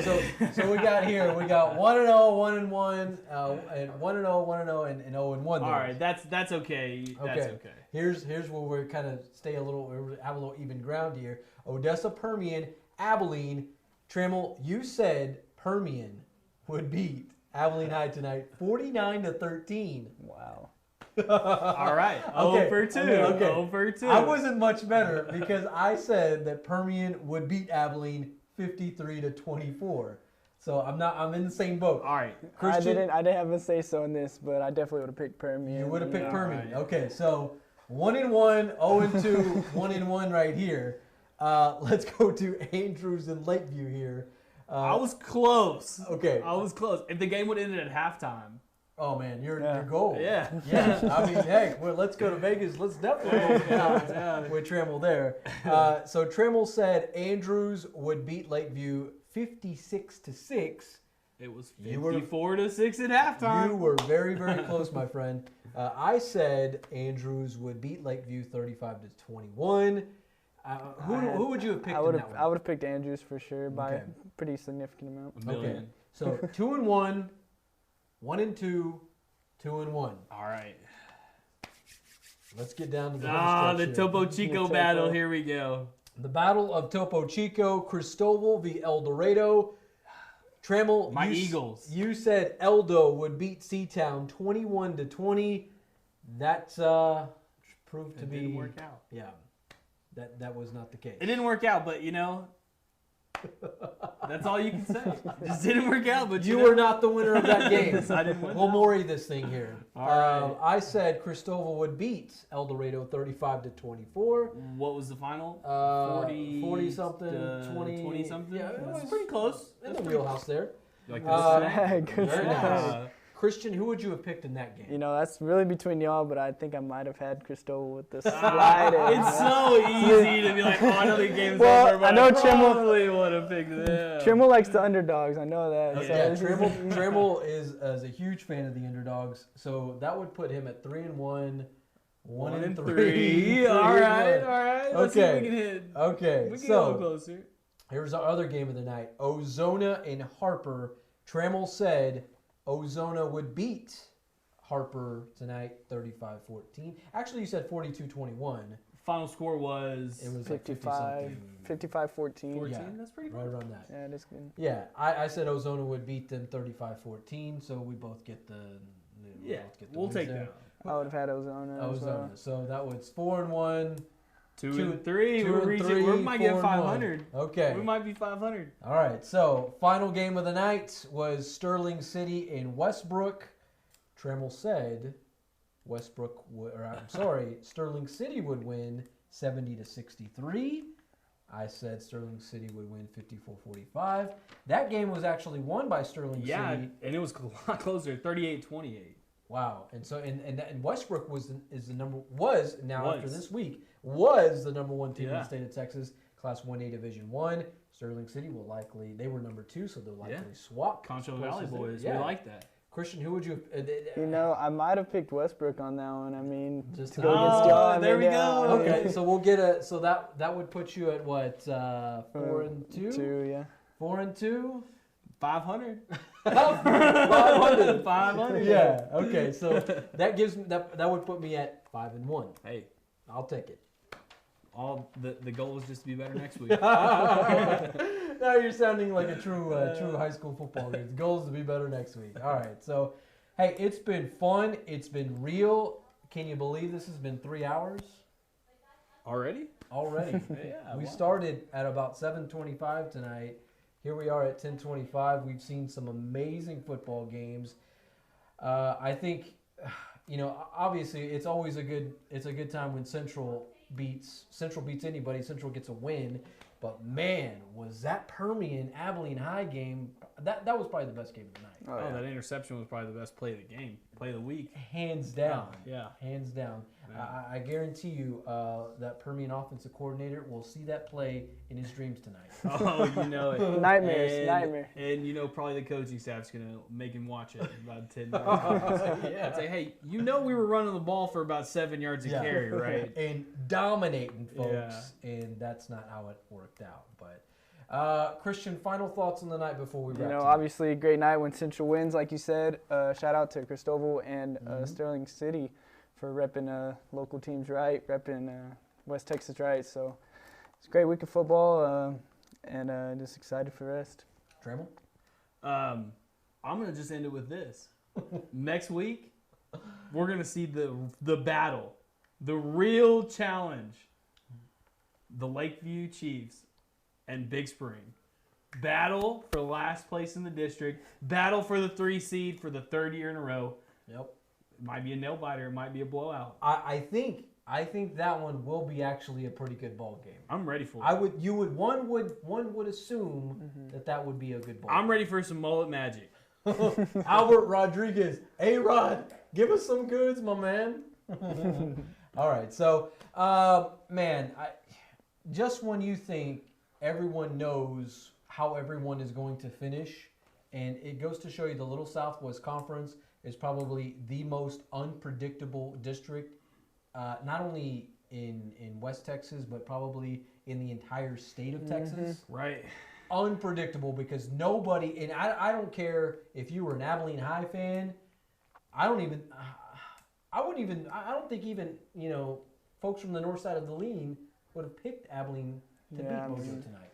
Yeah, that was a tough one, man. That was crazy. 27-25. So you got to give it to the kids from Shelton and the north side of Abilene there. Man, the Warbirds picking up the dub tonight, 27-25. That's there are games that you remember. That one will be one that you remember for years to come because Permian was picked to do so much this season. I mean, that kid with the interception, he's going to be on a Cover1 show someday and be like, they threw that ball from the 1 yard line all the way across the field, and I jumped from across the field and dove and intercepted. It's the Uncle Rico version of that. You know it. This past week I did have an opportunity to visit with the voice of Permian football. He's been the voice of Permian football since the 70s. Barry Sykes, and we were discussing one of the most the biggest traditions that goes on at Permian, and that is the numbers of the quarterbacks, the QB1s. Because if you saw tonight. Their quarterback QB1, number 20. And if you look over here on my shoulder here, the last year's quarterback, number 25. So we talk. It's an interesting story of what goes in, why they use these numbers, because you don't see them anywhere in Texas that way. And I've always been very curious. The nation that way. Yeah, the nation. Yeah. I've always been very curious, and that's probably what makes me a storyteller. Why I've always been wanting to do that, and I've always wanted to cover the story. I've always been a huge Central fan. Please don't hate me, Christian, but I've always just had a Jones. We're just the Texans. Always had a Jones for what goes on there at Permian. So I'm anxious to put that story together for next week. So, I do want to give a shout out to Michelle Estello, the lady who keeps me in line with our beautiful decorations tonight. Got spooky. Yeah, it looked great. It got real spooky here tonight. She did a phenomenal job decorating the desk tonight. A Twizzler here. Anybody for a Twizzler? Some Sour Patch. Hey, and the live desk looked great. Yeah, the live desk with the spider webs going everywhere. Oh, man, spooky. So Twizzler for everyone tonight. It's been fun. It's been real. Thank you to Mr. Perry for joining us, the voice of Wallhawks football. It was great to have him. Yeah, man, so much knowledge. So much knowledge. Yeah. Just watching that, we caught him at the right time. Yeah. Because we were watching that Permian game, and he was like our version of Tony Romo. He said, all right, they're going to run the ball, they run the ball here, and now they're going to bounce it. They bounced it for like 50 yards. Yeah. It's like, oh my man. God, all right. I was like, come on, Perry. You think this guy's seen about 50,000 football games since last year? Yeah. Man. Yeah. It's always great to visit with folks like that have that insight, that knowledge of the game. And, I hope to have that one day. Certainly visiting with Barry Sykes this week, the voice of Permian football, he's been covering it since the 70s. I've only been at it for about 11 years now. And I was like, I can't even hold a candle to what you've done. I hope to, at some point in my career, reach that level. And that's just me and Christian. We're just over here, just young bucks trying to fit in. So it's been a fun weeknight. Congratulations to the Central Bobcats, to the Abilene High Eagles, and most definitely to those Cristobal Cougars tonight, taking an edge in the district tonight. Probably taking the championship right there. Probably taking the championship, and I think we will. I don't think this. I think they'll probably run the table, as I said in the previous show. We'll probably see. I hope to see them 3-4 rounds deep in the playoffs. So, right. Hey, also big shout out tonight to our scorekeepers tonight of Sonia Ramirez Munoz and Yanis Green, always making it happen on SanAngeloLive.com, and of course our publisher and producer of the Cover1 show, Mr. Joe Hyde. Big shout out to him, and of course our Yell Nevada community. Joe is yelling for Nevada community, the Braves. We didn't get a fight song. We will always have a place for Joe Hyde in this show, that's for sure. And also a big shout out to our videographers who basically just making things happen tonight, Brent Blinka and James Bellini. Also our editor tonight, Mr. Tony Garcia. So this show does not go on with just one person. There's a whole Ryan. team. And how am I forgetting Ryan? Yeah, Ryan. It's because we didn't have him on the show. That's why I forgot about him. No. And of course, Ryan Chadwick. I'm assuming that story, his write-up of the Central Bobcat. He always tonight, spits it out fast. So Yeah. it'll be out there pretty quick. Yeah, if it's not up right now, it will probably be up shortly. The write-up of the Central Bobcat win over Wolford Friendship. So, gentlemen, it's been fun. It's been real. Yeah. We got everything out for Christian Gabaldon, Matt Trammell. I'm Manny Diaz. It's been Week 9 fun. Good night. God bless. And we will see you. Well, hold on. We will see you in, what do you say here? Well, before we do that, let's do this. That's my throat. I was gonna chunk Are you this. gonna chuck it at the chunk camera, it, or- I was gonna chunk the Twizzler. And then Little outro. he threw off the Emperor's Groove. He's ready for Little that. pump fake. Yeah. All right. Until I can't believe it. We're heading into week 10. Yep. That's right. We're just about done. Week 10. Except yeah. for not this year, because we get an extension. We get an extension. That is for sure. All right. Until week 10. Good night. God bless. We'll see you then.